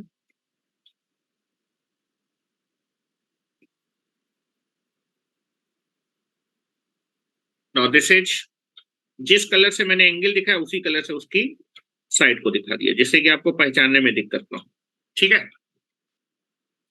ये तो आपको बेसिक चीज है। दूसरा जो है, किसी भी ट्रायंगल के तीनों इंटीरियर एंगल्स का जो सम होता है वो 180 डिग्री होता है। ट्रायंगल के अगर तीनों इंटरनल एंगल का सम करेंगे, ए बी सी, अगर ट्रायंगल के तीनों इंटरनल एंगल का सम करेंगे तो ये सम कितना होता है? 180 डिग्री। फर्स्ट पॉइंट जो आपको याद रखना है। दूसरा, ट्रायंगल की किन्हीं भी दो साइड का सम हमेशा तीसरी से बड़ा होगा, तभी ट्रायंगल बनेगा। ट्रायंगल की किन्हीं भी दो साइड का सम हमेशा तीसरी साइड से बड़ा होना है। किन्हीं भी दो का बोला है, चाहे ए बी का सम निकालो, चाहे बीसी का निकालो, चाहे सी ए का। हेलो, दैट इज किन्हीं भी दो साइड ए प्लस बी का जो सम होगा वो तीसरी से बड़ा होगा। ए प्लस बी का सम जब करेंगे तो सी से बड़ा होगा, या फिर अगर बी प्लस सी का सम करेंगे तो ए से बड़ा आएगा, या फिर सी प्लस ए का अगर सम करेंगे तो बी से बड़ा होगा। किन्हीं भी दो साइड का जो सम होता है वो तीसरी से बड़ा होना चाहिए। अच्छा, एक और रिजल्ट याद रखिएगा, तभी ट्रायंगल बनेगा, जब ये रिजल्ट होल्ड होगा तभी ट्रायंगल बनेगा। दूसरा, ट्रायंगल की किन्हीं भी दो साइड का जो डिफरेंस होता है वो तीसरी से छोटा होना चाहिए। अच्छा, डिफरेंस का मतलब क्या होता है? बड़ी लेंथ में से छोटी लेंथ को घटाएंगे, क्योंकि अगर छोटे में से बड़े को घटाए तो लेंथ तो निगेटिव आ जाएगी, वो होती नहीं है। याद रखिएगा, जब भी मैं डिफरेंस के बारे में, जब मैं क्वाड्रेटिक इक्वेशन पढ़ा रहा था वहां पर मैंने आपको डिफरेंस ऑफ द रूट भी पढ़ाया था, मॉड अल्फा माइनस बीटा से रिप्रेजेंट किया था। डिस्टेंस कभी भी निगेटिव नहीं होती है, ठीक है। तो आपका जो है ट्रायंगल में एक प्रॉपर्टी होती है, यहां से देखो ये प्रॉपर्टी दिख भी जाएगी। अगर मैं बी को इधर लेके आ जाऊंगा तो सी माइनस बी, ये डिफरेंस छोटा होगा तीसरी साइड से। तो किन्हीं भी दो साइड का जो डिफरेंस होता है वो तीसरी से हमेशा छोटा आएगा। That is nothing but the, अगर आप लिखें मॉड लगाएंगे, डिफरेंस मतलब बड़े में से छोटे को घटा रहे, दो साइड का जो डिफरेंस होगा वो हमेशा तीसरी साइड से छोटा आएगा। ए माइनस बी हमेशा सी से छोटा होगा, या फिर बी माइनस सी ए से छोटा होगा, या फिर सी माइनस ए का जो डिफरेंस होगा वो बी से छोटा होगा। और एक चीज तुमको और बता देता हूं, कभी भी 1 2 3 किसी भी ट्रायंगल की साइड्स नहीं हो सकती। 1 2 3, अगर मैं किसी ट्रायंगल की एक साइड को 1 मीटर लूं, दूसरी साइड को 2 मीटर लूं, तीसरी साइड को 3 मीटर लूं, तो 1 2 3 लेके हम कोई भी ट्रायंगल फॉर्म नहीं कर सकते, ठीक है। 1 2 3 can be never be sides of any triangle. किसी भी ट्रायंगल की जो साइड है 1 2 3 नहीं हो सकती, क्योंकि स्ट्रिक्टली आपका ट्रायंगल में रूल होता है कि दो साइड का सम तीसरी से बड़ा होना चाहिए, बराबर नहीं होना चाहिए। बराबर में भी नहीं बनेगा। अगर मैं 1 + 2 निकालूं तो ये 3 के बराबर आ रहा है। दो साइड का सम हमेशा तीसरी से बड़ा होना चाहिए। तो 1 2 3 लेके, या फिर अगर मैं किसी ट्रायंगल की एक साइड को 1, दूसरी साइड को 3 और 2 और तीसरी साइड को 3 लूंगा, तो 1 2 3 लेके आप ट्रायंगल फॉर्म नहीं कर सकते। तो 1 2 3 किसी भी ट्रायंगल की साइड्स नहीं हो सकती। 2, हाँ धनंजय सोचो नहीं, जो मैं बता रहा हूँ वो बिल्कुल सही बता रहा हूँ। जब तुम सोच रहे हो तो मैं सोच चुका हूं, ठीक है। 1 2 3 लेके जो है 1 2 3 किसी भी ट्रायंगल की साइड्स नहीं हो सकती, लेकिन 2 4 आपका 2 3 4 लेके बना सकते हैं। इसलिए मैंने एक ही केस होता है 1 2 3, इसीलिए वो लिखवा भी दिया है, ठीक है। 2 3 4 लेके हम बना सकते हैं, क्योंकि 2 3 का जब सम करेंगे तो 5 होता है, 5 तीसरी से ज्यादा आ जाएगा, 4 से बड़ा आ जाएगा, ठीक है। चलो नेक्स्ट, अब हेडिंग डाल, अच्छा एक दो रूल मुझको बताने हैं। साइन रूल आपने पढ़ा होगा मेरे ख्याल से 11th में पढ़ के आएंगे साइन रूल। साइन रूल किसी भी ट्रायंगल में लग जाता है, क्योंकि यहाँ पर कई प्रॉपर्टी मुझे बतानी पड़ेंगी जिससे आपको यूज आएगा। तो यहाँ बगल में लिख लेते हैं, साइन रूल भी लिख लेते हैं। कॉस रूल तो मैं बता चुका हूँ ट्रायंगल में, कॉस रूल तो मैं बता चुका हूँ, आता भी है तुम लोगों को। साइन रूल लिख लो जरा, साइन रूल।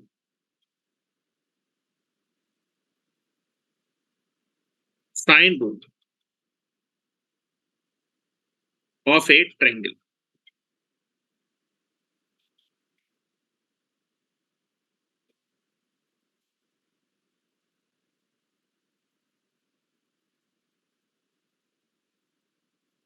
नवीन तुमने क्या लिखा है जो है 2 3 5? अरे मेरे भाई 2 3 5 जो है 5 और 3 को ऐड करोगे, दो साइड का सम तीसरी से बड़ा होना चाहिए, बन तो रहा है।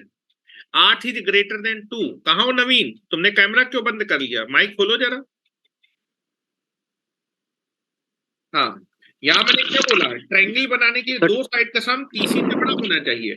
आपने बोला सर 3 5 को लेकर तुमने इनको ऐड किया भाई, इन दैट इज 2 3 5 है, इन दो साइड का सम तीसरी से बड़ा आ रहा है, ठीक है। यहाँ पर मुझे बता 2 + 3 कर दें तब। कहाँ पर 2 + 3 2 + 3 2 प्लस, हम जो बोले हैं उसमें। हाँ 2 + 3, हाँ ये यार, हाँ तीनों केस में बराबर नहीं होना चाहिए, ठीक है।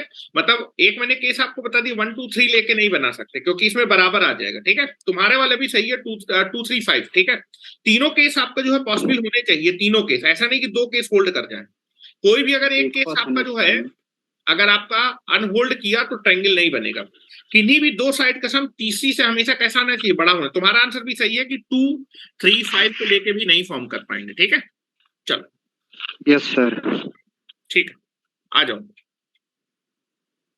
नेक्स्ट लिखिए जरा। साइन रूल पे आ रहे थे ना, साइन रूल पे इधर आ जाओ। साइन रूल ट्रायंगल का देखते हैं। देखो साइन रूल क्या होता है कि किसी भी ट्रायंगल में, जैसे मान लो मैंने साइड ए लिया, ठीक है, साइड ए के सामने का एंगल क्या होगा, ए होगा।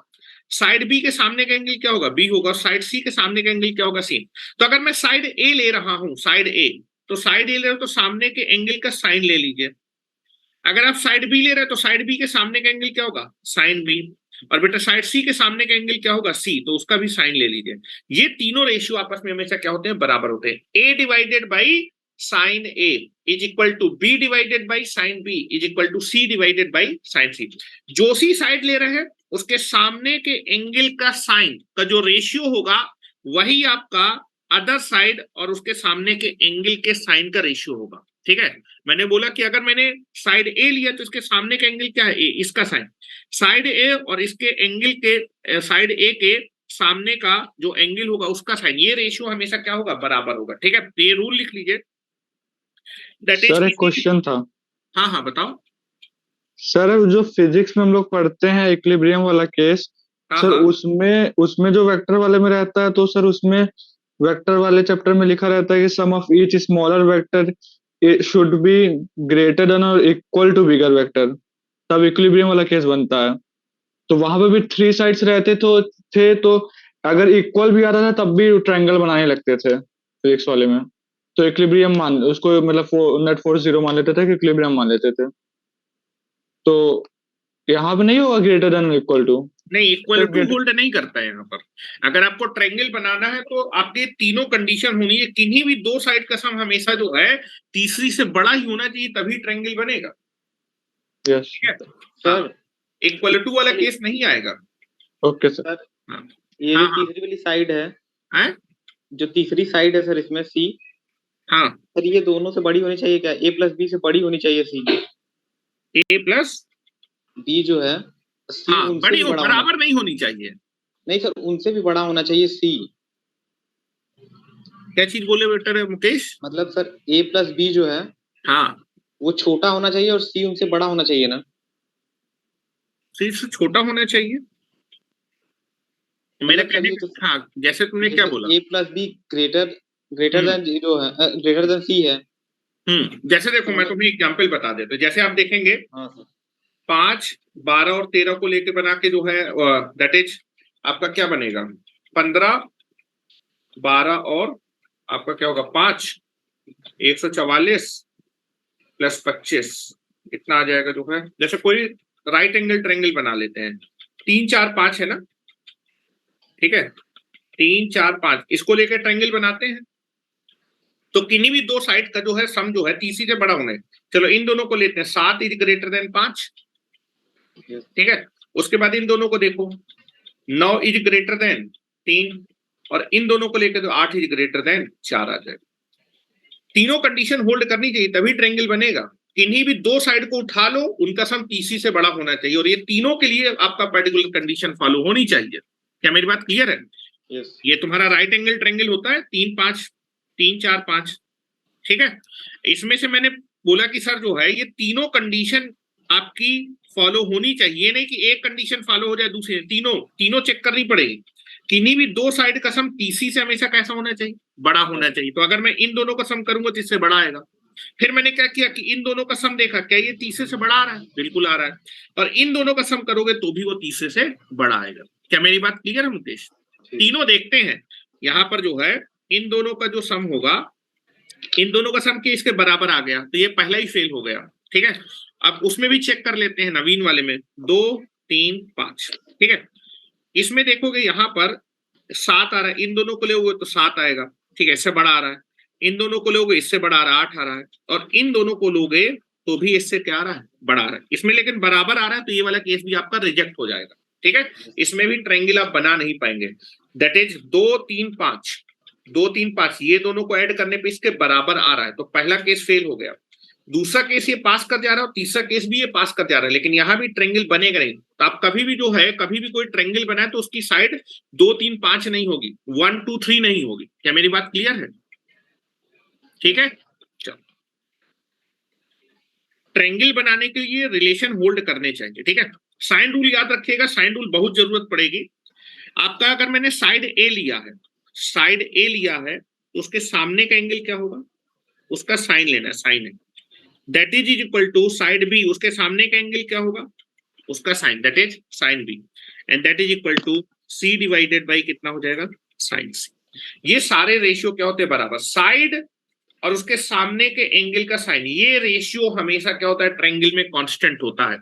जितना आपका साइड ए होगी उतना ही आपका जो है, अगर मैं साइड ए और उसके सामने के एंगल के साइन का रेशियो निकालूंगा, साइड बी और उसके सामने के एंगल का रेशियो का साइन का रेशियो निकालूंगा, ये रेशियो आपके कैसे होंगे? बराबर होंगे। ये हर एक ट्रायंगल में वैलिड होता है। ऐसा नहीं कि ये राइट एंगल ट्रायंगल या फिर आपका इक्विलैटरल ट्रायंगल, हर एक ट्रायंगल में ये रूल हमेशा क्या रहेगा? वैलिड होगा। ये आप जो है ट्रिग्नोमेट्री में पढ़ते हैं।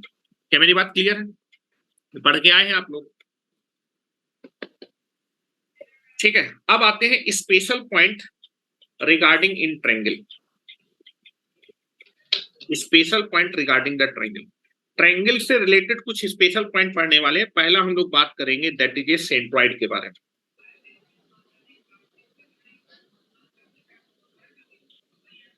ठीक है, नेक्स्ट हेडिंग डालिए, इंपॉर्टेंट लिख लिया ना बेटा? चल सकते हैं ना आगे? चलो यस सर। हाँ ठीक है लिखो। नेक्स्ट हेडिंग लिखिए, special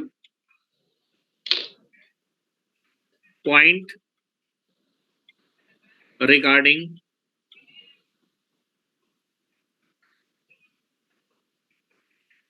in the triangle. Triangle के रिगार्डिंग कुछ स्पेशल पॉइंट है। जब हम इन स्पेशल पॉइंट को पढ़ लेंगे तब किस ट्रायंगल में कौन सी चीज कहां होती है वो समझ पाएंगे।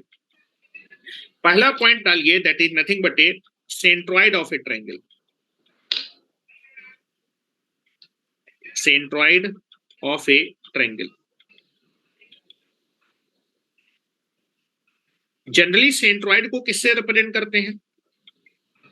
स्टैंडर्ड नोटेशन होता है, सेंट्रॉइड को किससे रिप्रेजेंट किया जाता है? कैपिटल जी से रिप्रेजेंट किया जाता है। सेंट्रॉइड को हम लोग हमेशा रिप्रेजेंट करते हैं कैपिटल जी से।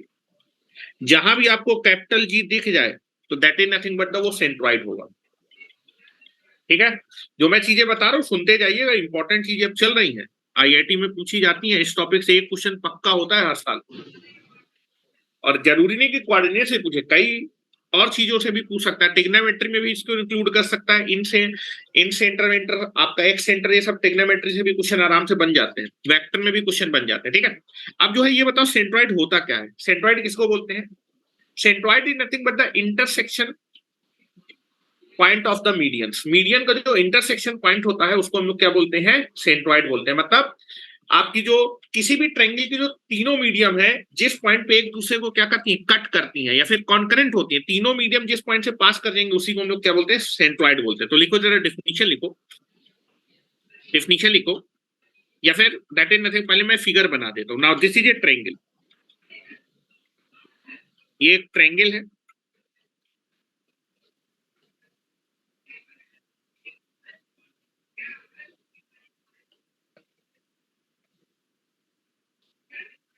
this is a triangle ABC, this is ABC, ठीक है। अब मीडियन क्या होती है, जरा मुझे ये बताओ मीडियन क्या होती है। जैसे मान लो मुझे मीडियन खींचनी है, तो अगर मैं वर्टेक्स ए को, वर्टेक्स ए की जो अपोजिट साइड है उसके मिड पॉइंट से उसको ज्वाइन कर दूंगा, तो जो लाइन बनेगी उसको बोलते हैं median. Median is nothing but A line जो कि क्या होती है, किसी वर्टेक्स से उसके अपोजिट साइड के मिड पॉइंट को ज्वाइन करने वाली लाइन आपकी क्या कहलाएगी, मीडियन कहलाएगी, ठीक है। Now this is nothing but the, चलो मान लेते हैं वर्टेक्स ए के अपोजिट साइड कौन सी है, बीसी। बीसी का मिड पॉइंट है M1, मिड पॉइंट है ना M1। M1 मेरा जो है बीसी का मिड पॉइंट है, और अगर मैं ए को बीसी के मिड पॉइंट से ज्वाइन कर दूंगा तो ये मीडियन बन जाएगी, दिस इज ए मीडियन, ठीक है। तो मैं यहां लिख रहा हूं, ठीक है। एसी का जो मिड पॉइंट है, एसी का मिड पॉइंट है M2, और बेटा अगर मैं बी के अपोजिट साइड एसी है, एसी बी वर्टेक्स बी को मैं एसी के मिड पॉइंट से अगर ज्वाइन कर दूंगा तो ये आपकी मीडियन कहलाएगी।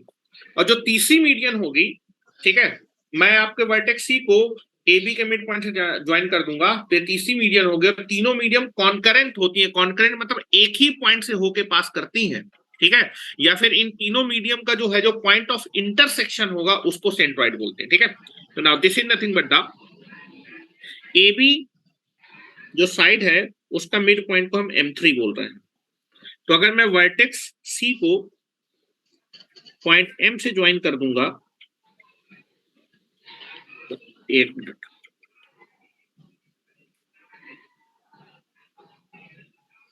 साइड के मिड पॉइंट्स को अगर आप जो है वर्टेक्स से ज्वाइन कर देंगे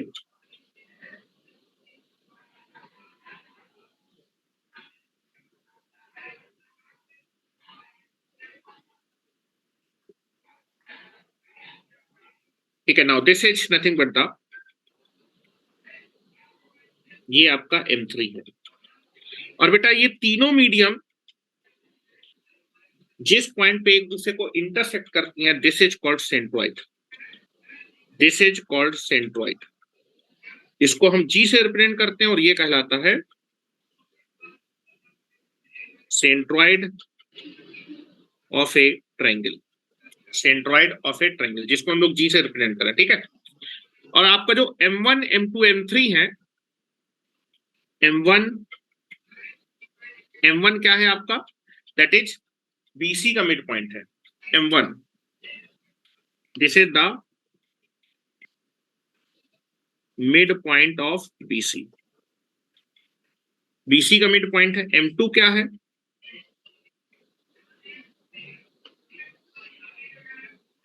मिड पॉइंट ऑफ AC है।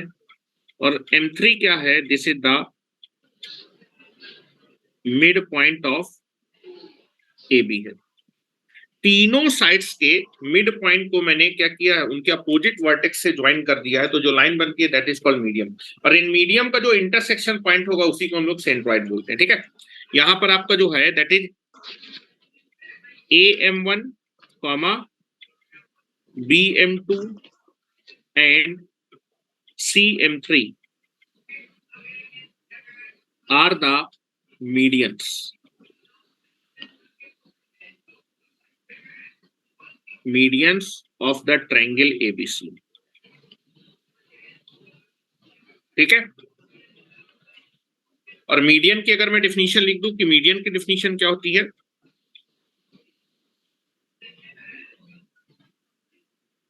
मीडियन की डिफिनीशन होती है दैट इज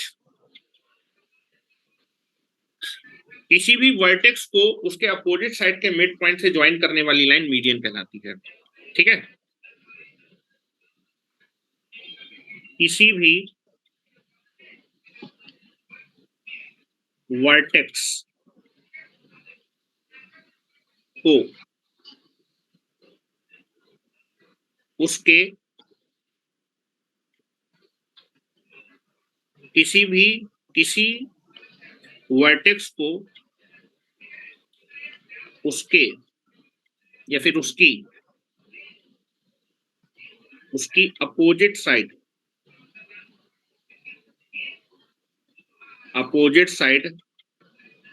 के मिड पॉइंट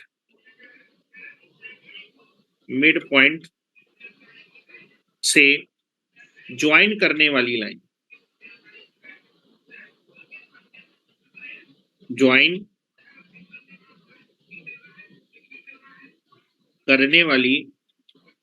लाइन को मीडियन कहते हैं। वर्टेक्स ए को अगर मैं बीसी के मिड पॉइंट से ज्वाइन कर दूंगा तो एक मीडियन बन जाएगी। वर्टेक्स बी को अगर मैं एसी के मिड पॉइंट से ज्वाइन कर दूंगा तो दूसरी मीडियन बन जाएगी, और वर्टेक्स सी को जब मैं एबी के मिड पॉइंट से ज्वाइन कर दूंगा तो तीसरी मीडियम। तीनों मीडियम आपकी एक पॉइंट से होके जाती हैं, फिर इंटरसेक्ट करते हैं। जिस पॉइंट पे तीनों मीडियन इंटरसेक्ट करेंगी वो पॉइंट कहलाता है सेंट्रॉइड। तो सेंट्रॉइड की डेफिनेशन लिख लेते हैं अब।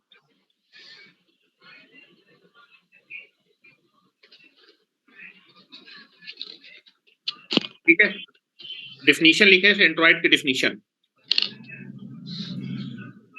It is the point of intersection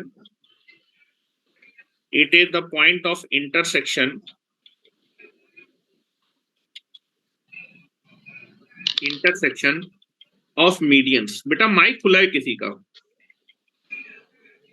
medians। It is the point of intersection of medians of a triangle triangle की तीनों मीडियम जिस पॉइंट पे एक दूसरे को इंटरसेक्ट कर जाए उस पॉइंट को हम लोग सेंट्रॉइड बोलते हैं। या फिर ये भी बोल सकते हैं कि जिस पॉइंट पे तीनों मीडियंस मीट करती हैं, मिलती हैं। ठीक है, तो लिख दे रहा हूं centroid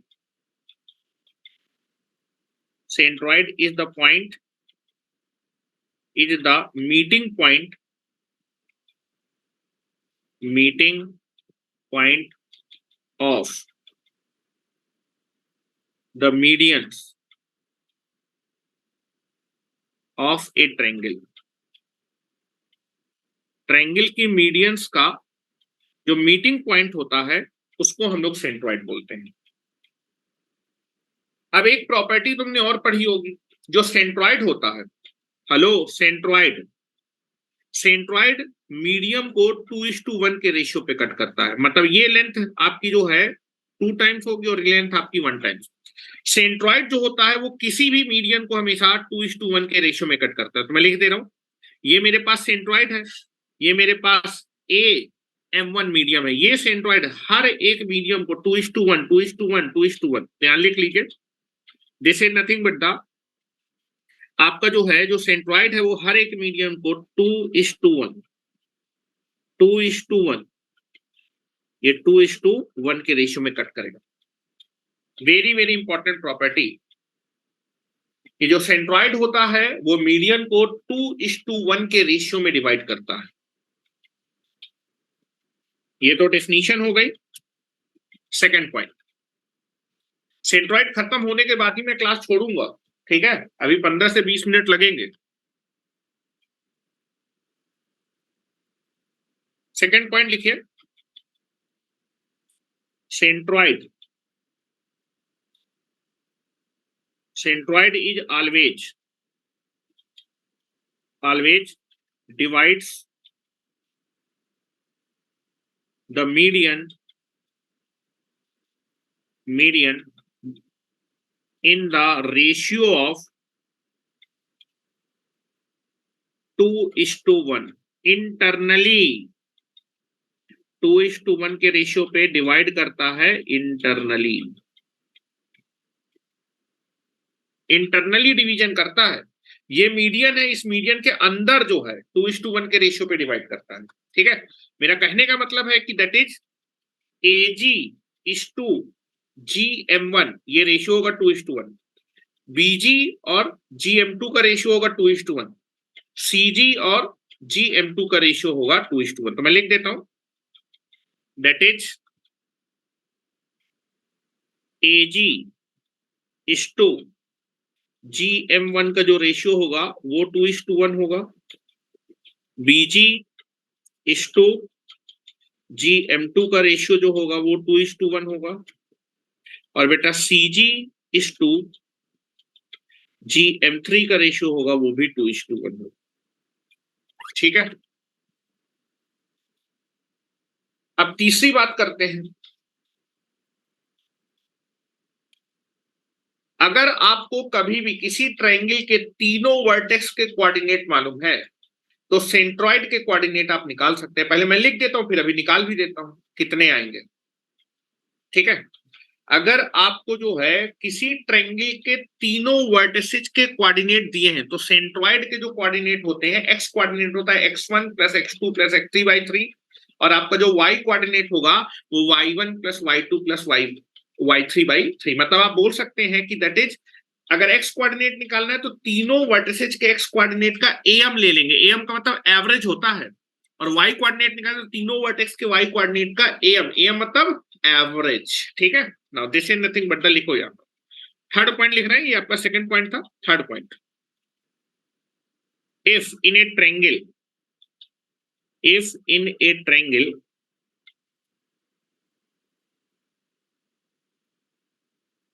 a triangle ABC,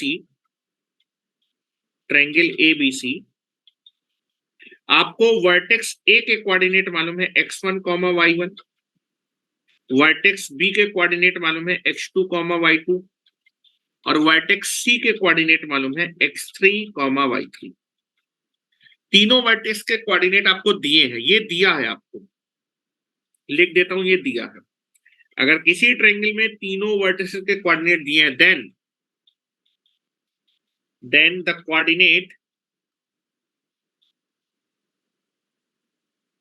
the coordinate of the centroid will be, जो सेंट्रॉइड होता है उसको G से रिप्रेजेंट करते हैं, सेंट्रॉइड के जो कोऑर्डिनेट होंगे वो होंगे बेटा, x कोऑर्डिनेट होगा x1 + x2 + x3/3, और जो y कोऑर्डिनेट होगा वो y1 + y2 + y3/3। अच्छा, इसको शॉर्ट में क्या लिख सकते हैं बेटा? हेलो, इसको क्या लिख सकते हैं? इसको लिख सकते हैं शॉर्ट में summation of x1 divided by 3, लिख सकते हैं ना भाई, तीन कोऑर्डिनेट x1, सिमेट्रिक समेशन, और इसको शॉर्ट में लिख सकते हैं summation of y1 divided by 3। ठीक है, और that is nothing but the, जो सेंट्रॉइड होता है वो आपके तीनों कोऑर्डिनेट्स का, अगर x कोऑर्डिनेट निकालना है तो इन तीनों कोऑर्डिनेट्स का आप क्या ले लीजिएगा? That is nothing but the, आप जो है इन तीनों का am ले लीजिएगा। am का मतलब एवरेज। x1, x2, x3 का am कितना होगा? तीनों का सम डिवाइडेड बाई 3, और y1 + y2 + y3 का am ले लीजिएगा तो आपको y कोऑर्डिनेट मिल जाएगा। ठीक है, तो that is nothing but the, this is nothing but the average. ठीक है, चलो अब ये आता कैसे है वो भी समझ लीजिए। ये मैं इसलिए बता रहा हूँ क्योंकि क्वेश्चन में ये सब चीजें यूज होंगी। ये कैसे निकालेंगे, कई सारी प्रॉपर्टी वो आपको क्लियर होनी चाहिए। ठीक है, चलो तो यहां मैं एक ट्रायंगल बना देता हूं, इसको मैं लिख देता हूं, जो आपका सेंट्रॉइड होता है that is nothing but the, क्या होता है? am ऑफ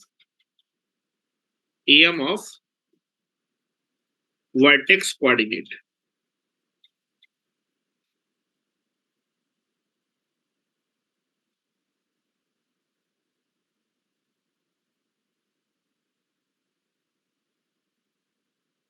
am मतलब जो भी वर्टेक्स के कोऑर्डिनेट है उनका क्या ले लीजिए? am। am का मतलब क्या होता है? मैंने बताया था, एवरेज। तीनों वर्टेक्स के कोऑर्डिनेट का x कोऑर्डिनेट का am ले लें या फिर एवरेज ले लें, 3 नंबर का एवरेज भी हो तो तीनों का सम डिवाइडेड बाई 3। ठीक है, एवरेज या फिर एम ले लो तो आपको सेंट्रॉइड मिल जाएगा। ठीक है, यहां बात करते हैं, इधर आ जाओ। ये आपके पास एक ट्रायंगल है और इस ट्रायंगल के तीनों वर्टिसेस के कोऑर्डिनेट मालूम। जो मैं प्रूफ बता रहा हूं ये सब आपको एडवांस में यूज आएगा, मैं कोई चीज छोड़ नहीं रहा हूं, और ये चीजें आती रहेंगी, आपको काफी हेल्प हो जाएगी। हाँ, दैट इज वर्टेक्स ए के कोऑर्डिनेट x1, y1 है, वर्टेक्स बी के कोऑर्डिनेट है x2, y2, और वर्टेक्स सी के कोऑर्डिनेट है x3, y3। ठीक है, आपको किसके कोऑर्डिनेट निकालने हैं? सेंट्रॉइड के कोऑर्डिनेट निकालने हैं। ठीक है, तो मैं सेंट्रॉइड आपका कहां पर लाई करता है? मीडियन में लाई करता है। मीडियंस का इंटरसेक्शन पॉइंट होता है, तीनों मीडियम जहां पर इंटरसेक्ट करती है। हेलो, ये मैं आपका जो है एक मीडियन बना रहा हूं,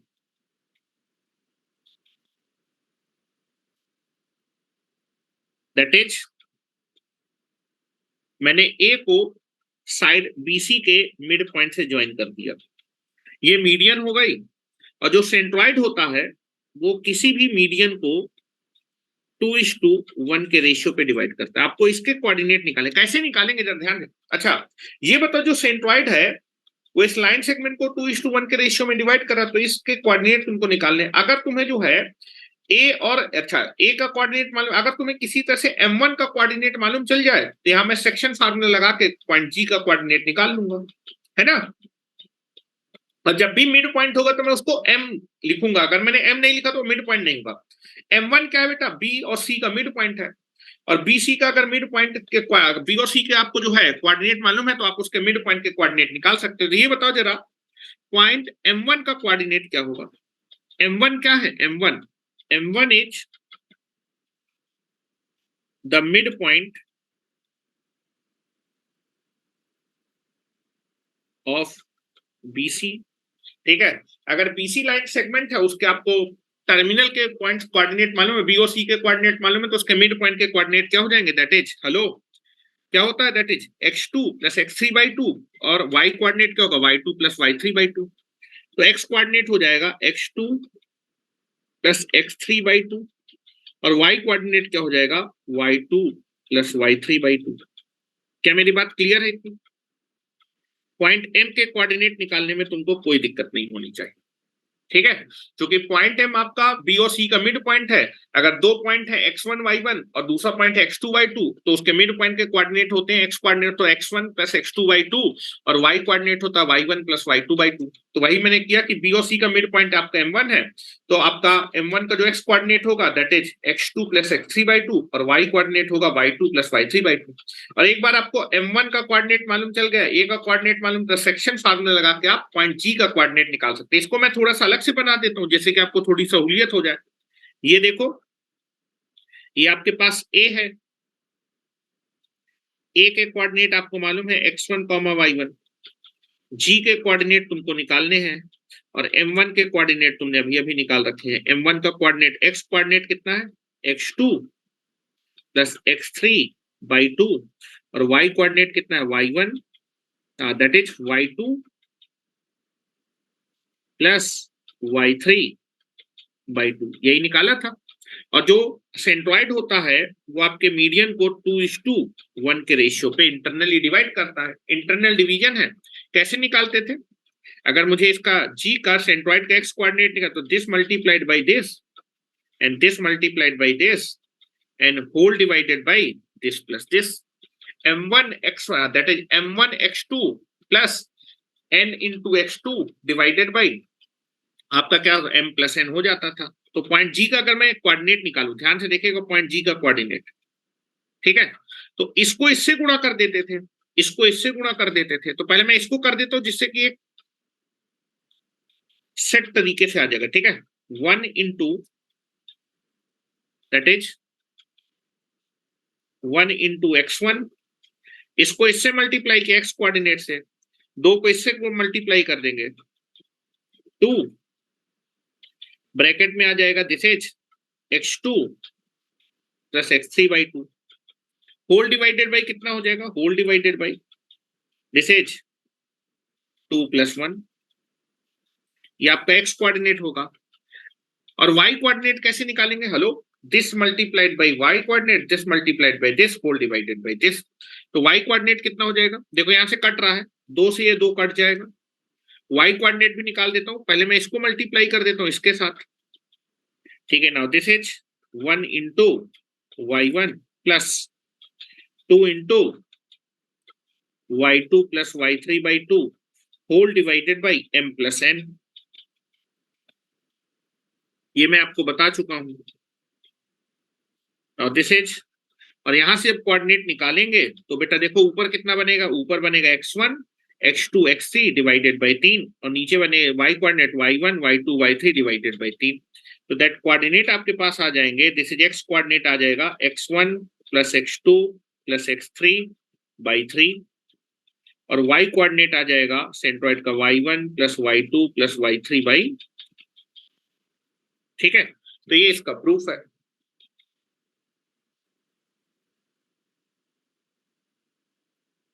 नेक्स्ट बात करते हैं, तो कभी भी किसी ट्रायंगल के अगर जो है तीनों वर्टिसेस के कोऑर्डिनेट आपको दिए, तीनों वर्टिसेस के क्या दिए, कोऑर्डिनेट दिए, तो सेंट्रॉइड के कोऑर्डिनेट आप बता सकते हैं। सेंट्रॉइड के कोऑर्डिनेट कितना होगा? x कोऑर्डिनेट होगा x1 plus x2 plus x3 whole divided by 3, और y कोऑर्डिनेट होगा y1 plus y2 plus y3 divided by whole divided by 3, ठीक है।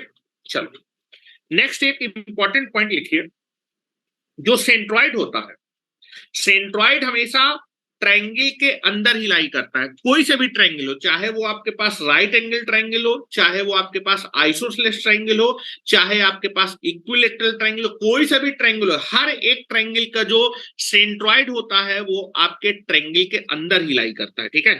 दैट इज, जैसे आर्थो सेंटर होता है, आर्थो सेंटर बाहर भी हो सकता है, ठीक है, एक्स सेंटर बाहर हो सकता है, लेकिन इन सेंटर और आपका जो सेंट्रॉइड होते हैं वो हमेशा ट्रायंगल के अंदर ही लाई करते हैं। ये इंपॉर्टेंट पॉइंट है, ठीक है। नीचे लिखो, नेक्स्ट लिखो, सेंट्रॉइड,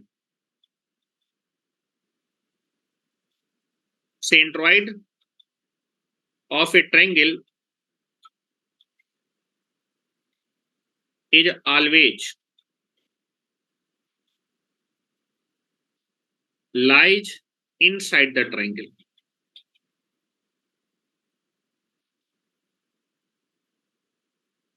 inside the triangle। किसी भी ट्रायंगल का जो सेंट्रॉइड होता है, कैसा भी ट्रायंगल हो, उसका जो सेंट्रॉइड होगा वो हमेशा उसके अंदर ही लाई करेगा। सेंट्रॉइड हमेशा आपका जो है ट्रायंगल के अंदर ही लाई करता है। फिर एक और चीज लिखिए जरा, जैसे मान लीजिए एक ट्रायंगल है, this is A triangle, triangle ABC, ये आपके पास ट्रायंगल है एबीसी, और इस ट्रायंगल एबीसी का ये सेंट्रॉइड है। सेंट्रॉइड को जी से रिप्रेजेंट करते हैं। अगर मैं सेंट्रॉइड को तीनों वर्टिसेस से ज्वाइन कर दूं, अगर मैं सेंट्रॉइड को तीनों वर्टिसेस से ज्वाइन कर दूं, सेंट्रॉइड को मैंने वर्टेक्स ए से भी ज्वाइन कर दिया, सेंट्रॉइड को मैंने वर्टेक्स बी से भी ज्वाइन कर दिया, और मैंने सेंट्रॉइड को वर्टेक्स सी से भी ज्वाइन कर दिया। तो जो सेंट्रॉइड होता है, जैसे ही आप सेंट्रॉइड को तीनों वर्टेक्स से ज्वाइन कर देंगे तो सेंट्रॉइड इस पूरे ट्रायंगल को 3 ट्रायंगल में क्या कर देगा? ब्रेक कर देगा। कितने ट्रायंगल में? 3 ट्रायंगल में, ठीक है। एक ट्रायंगल है ए जी बी, ये ट्रायंगल है, दूसरा जी बी सी, और तीसरा ट्रायंगल है ए जी सी। 3 ट्रायंगल में ब्रेक होगा, और ये तीनों ट्रायंगल का जो एरिया होता है वो बराबर होता है। यूज आएगा बहुत। आपका जो सेंट्रॉइड होता है, सेंट्रॉइड जो है आपके ट्रायंगल को कितने सब ट्रायंगल में ब्रेक कर देता है? 3 सब ट्रायंगल में क्या कर देता है? ब्रेक कर देता है। और इन तीनों सब ट्रायंगल का जो एरिया होता है वो आपस में बराबर होता है, और ये आपका जो है पूरे ट्रायंगल का क्या होगा? 1/3 होगा, ठीक है। तो मैं देख रहा हूं, दैट इज नथिंग बट, इसको ट्रिक भी आप बोल सकते हैं, ट्रिक भी बोलिए या फिर ये प्रॉपर्टी होती है सेंट्रॉइड की, ठीक है। जब सेंट्रॉइड को आप क्या करते हैं, दैट इज तीनों वर्टेक्स से ज्वाइन कर देते हैं, तो सेंट्रॉइड पूरे के पूरे ट्रायंगल को 3 सब ट्रायंगल में क्या कर देता है, डिवाइड कर देता है, फिर 3 इक्वल पार्ट में डिवाइड कर देता है, 3 इक्वल ट्रायंगल्स में डिवाइड करेगा।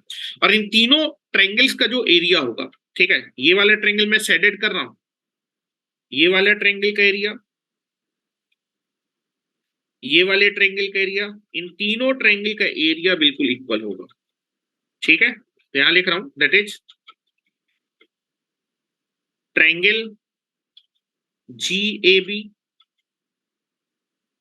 ये वाला एरिया GAB, इस ट्रायंगल का एरिया, दैट इज दूसरा ट्रायंगल GBC,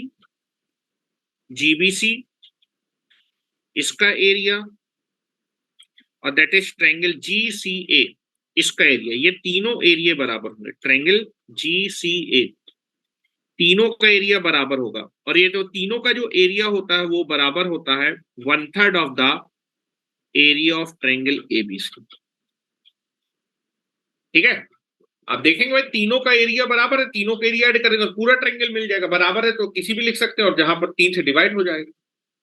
ये चीज याद रखिएगा, कई बार यूज होगा। जो सेंट्रॉइड होता है वो पूरे के पूरे ट्रायंगल को 3 सब ट्रायंगल में डिवाइड करता है, और इन तीनों सब ट्रायंगल का जो एरिया होता है वो बराबर होता है, और कितना होता है, टोटल ट्रायंगल के एरिया का 1/3 होता है। क्या मेरी बात क्लियर है? नेक्स्ट फिर से लिखिए, एक और पॉइंट लिखिए, एक और चीज बताता हूं। जैसे मान लीजिए आपके पास, लिख लिया बेटा ये? Yes sir. हाँ ठीक है, ठीक, आ जाओ। मान लीजिए आपके पास एक ट्रायंगल है, आपके पास एक ट्रायंगल है ABC, दैट इज आपके पास ट्रायंगल है ABC, और बेटा इस ट्रायंगल के तीनों साइड के मिड पॉइंट के कोऑर्डिनेट आपको मालूम है। हेलो, M1, M2 और M3, तीनों साइड के मिड पॉइंट के कोऑर्डिनेट आपको मालूम है, ठीक है। आपके पास एक ट्रायंगल ABC था, और इस ट्रायंगल ABC के मिड पॉइंट के कोऑर्डिनेट मालूम है, और इन मिड पॉइंट को मिला के एक ट्रायंगल मैंने बनाया। तीनों साइड्स के मिड पॉइंट के कोऑर्डिनेट आपको मालूम है, और इन तीनों साइड्स के मिड पॉइंट को ज्वाइन करके मैंने एक ट्रायंगल बनाया,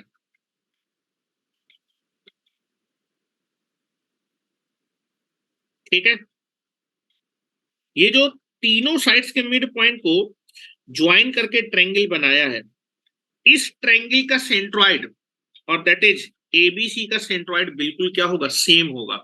जो सेंट्रॉइड आपका ABC का होगा वही सेंट्रॉइड आपके तीनों साइड्स के मिड पॉइंट को ज्वाइन करके जो ट्रायंगल बनेगा उसका सेंट्रॉइड होगा, ठीक है। तो ये बताइए कि अगर आपको मिड पॉइंट के कोऑर्डिनेट मालूम है तो आप इस मिड पॉइंट के, ये साइड्स के मिड पॉइंट को ज्वाइन करने वाला जो ट्रायंगल है उसका सेंट्रॉइड निकालें, जो उसका सेंट्रॉइड होगा वही बड़े वाले का होगा। तो आपको ये नहीं करना होगा कि अगर आपको मिड पॉइंट के कोऑर्डिनेट मालूम है तो पहले आप, अगर आपसे बोला जाए कि आपको ABC जो ट्रायंगल है उसका सेंट्रॉइड निकालना है, लेकिन आपको ABC के कोऑर्डिनेट नहीं मालूम है, आपको इनके मिड पॉइंट के कोऑर्डिनेट मालूम है, तो आप क्या करेंगे, मिड पॉइंट को ज्वाइन करने वाले जो मिड पॉइंट को ज्वाइन करके एक ट्रायंगल बनाएंगे, ठीक है, और उस ट्रायंगल का सेंट्रॉइड निकालेंगे। जो उस ट्रायंगल का सेंट्रॉइड है वही आपके ABC का भी सेंट्रॉइड होगा। क्योंकि क्या लोग करते हैं कि अगर मिड पॉइंट के कोऑर्डिनेट मालूम है तो लोग पहले वर्टेक्स के कोऑर्डिनेट निकालते हैं, मैंने निकालना तरीका बताया वर्टेक्स के, और उसको निकाल के जब निकालोगे तब वही आ जाएगा, ठीक है। तो हम लोग ये ट्रिक यूज करेंगे यहाँ पर कि कभी भी, कई बार आपको एग्जामिनेशन में क्या करेगा कि आपको एक ट्रायंगल दे देगा, लेकिन उस ट्रायंगल की तीनों साइड्स के मिड पॉइंट के कोऑर्डिनेट दे देगा, और बोलेगा कि भाई आप जो है ट्रायंगल ABC का सेंट्रॉइड निकालिए। तो हम क्या करेंगे भाई, हम ABC का सेंट्रॉइड नहीं निकालेंगे, जो तीनों मिड पॉइंट है उनको जब आपस में ज्वाइन करके ट्रायंगल बनाया जाता है उस ट्रायंगल का सेंट्रॉइड निकालेंगे। उस ट्रायंगल का सेंट्रॉइड और ABC का सेंट्रॉइड क्या होगा, सेम होगा। तो मैं यहां बीच में लिख रहा हूं G, बीच में मैंने लिखा G, तो यहां मैं लिख रहा हूं इसके बगल में centroid, centroid of triangle ABC is equal to centroid of triangle ABC का सेंट्रॉइड और ट्रायंगल M1 M2 और M3 का सेंट्रॉइड बिल्कुल क्या होगा, सेम होगा, अलग अलग नहीं होगा। ठीक है, दोनों का सेंट्रॉइड सेम होता है, तो आप मिड पॉइंट के कोऑर्डिनेट का यूज करके सेंट्रॉइड निकाल लीजिएगा। जो बेटा इस ट्रायंगल का सेंट्रॉइड आएगा वही आपका ABC का भी सेंट्रॉइड होगा, क्योंकि कुछ लोग मिड पॉइंट के कोऑर्डिनेट दिए होते हैं तो वर्टेक्स के कोऑर्डिनेट निकालने लगते हैं। जैसे मान लो इस वर्टेक्स का तो अगल बगल वाली साइड्स के एक्स कोऑर्डिनेट ऐड करेंगे, सामने वाले को घटा देंगे। फिर यहाँ पर अगल बगल के एक्स कोऑर्डिनेट ऐड करेंगे, सामने वाले को घटा देंगे। अगल बगल के एक्स कोऑर्डिनेट ऐड सामने को घटा देंगे। तो जब वर्टेक्स आ जाएंगे फिर निकालेंगे। भाई निकालने पे वही आएगा जो आपका जो है मिड पॉइंट के कोऑर्डिनेट को लेके जो ट्रायंगल बनेगा उसका सेंट्रॉइड आएगा। ठीक है, क्या मेरी बात क्लियर है? चलो नेक्स्ट एक और लिखो पॉइंट। यहां पर एक पॉइंट याद रखिएगा कि अगर मान लीजिए जो है मेरा कोई ट्रायंगल है, उस ट्रायंगल के जो कोऑर्डिनेट है वो रेशनल है। कैसे? एक्स वाई जेड रेशनल है। अगर एक्स वाई जेड रेशनल है ना तो सेंट्रॉइड के कोऑर्डिनेट भी रेशनल आएंगे। रेशनल, अगर ये रेशनल है तो रेशनल नंबर को ऐड करके ऊपर रेशनल आएगा। 3 भी rational, rational divided by rational कैसा आएगा? रेशनल कोऑर्डिनेट ही आएगा। ठीक है, इन रेशनल का तो रूट समथिंग नहीं आएगा। ठीक है, तो यहां पर लिखे if the coordinate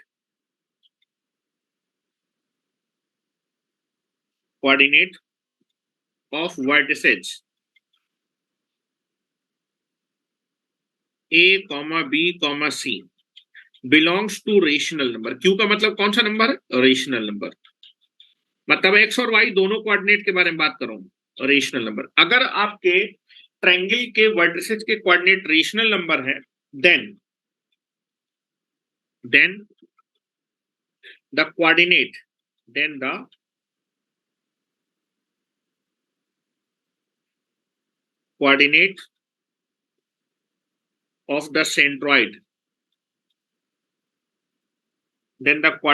of the centroid that is G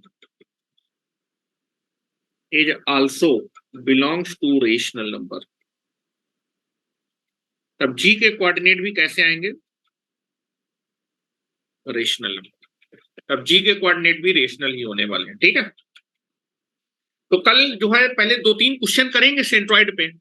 ठीक है, और फिर उसके बाद हम लोग जो है नेक्स्ट टॉपिक जो है स्टार्ट करेंगे, that is in centre. In centre क्या होता है, इन सर्किल क्या होता है, इन रेडियस क्या होता है, उसके फार्मूले क्या होते हैं, ये सारी चीजें देखेंगे। ठीक है, क्योंकि जब आप सोल्यूशन ऑफ ट्रायंगल पढ़ेंगे तो वहां पर इसका यूज आएगा बहुत ज्यादा। ठीक है, तो आज के लिए इतना ही रखते हैं। ठीक है, कल जो है मैं आपको जो है लॉग खत्म कर दूंगा। मैं शाम के समय क्लास ले लूं। किस टाइम पे क्लास रख सकते हैं कल, ये बताओ?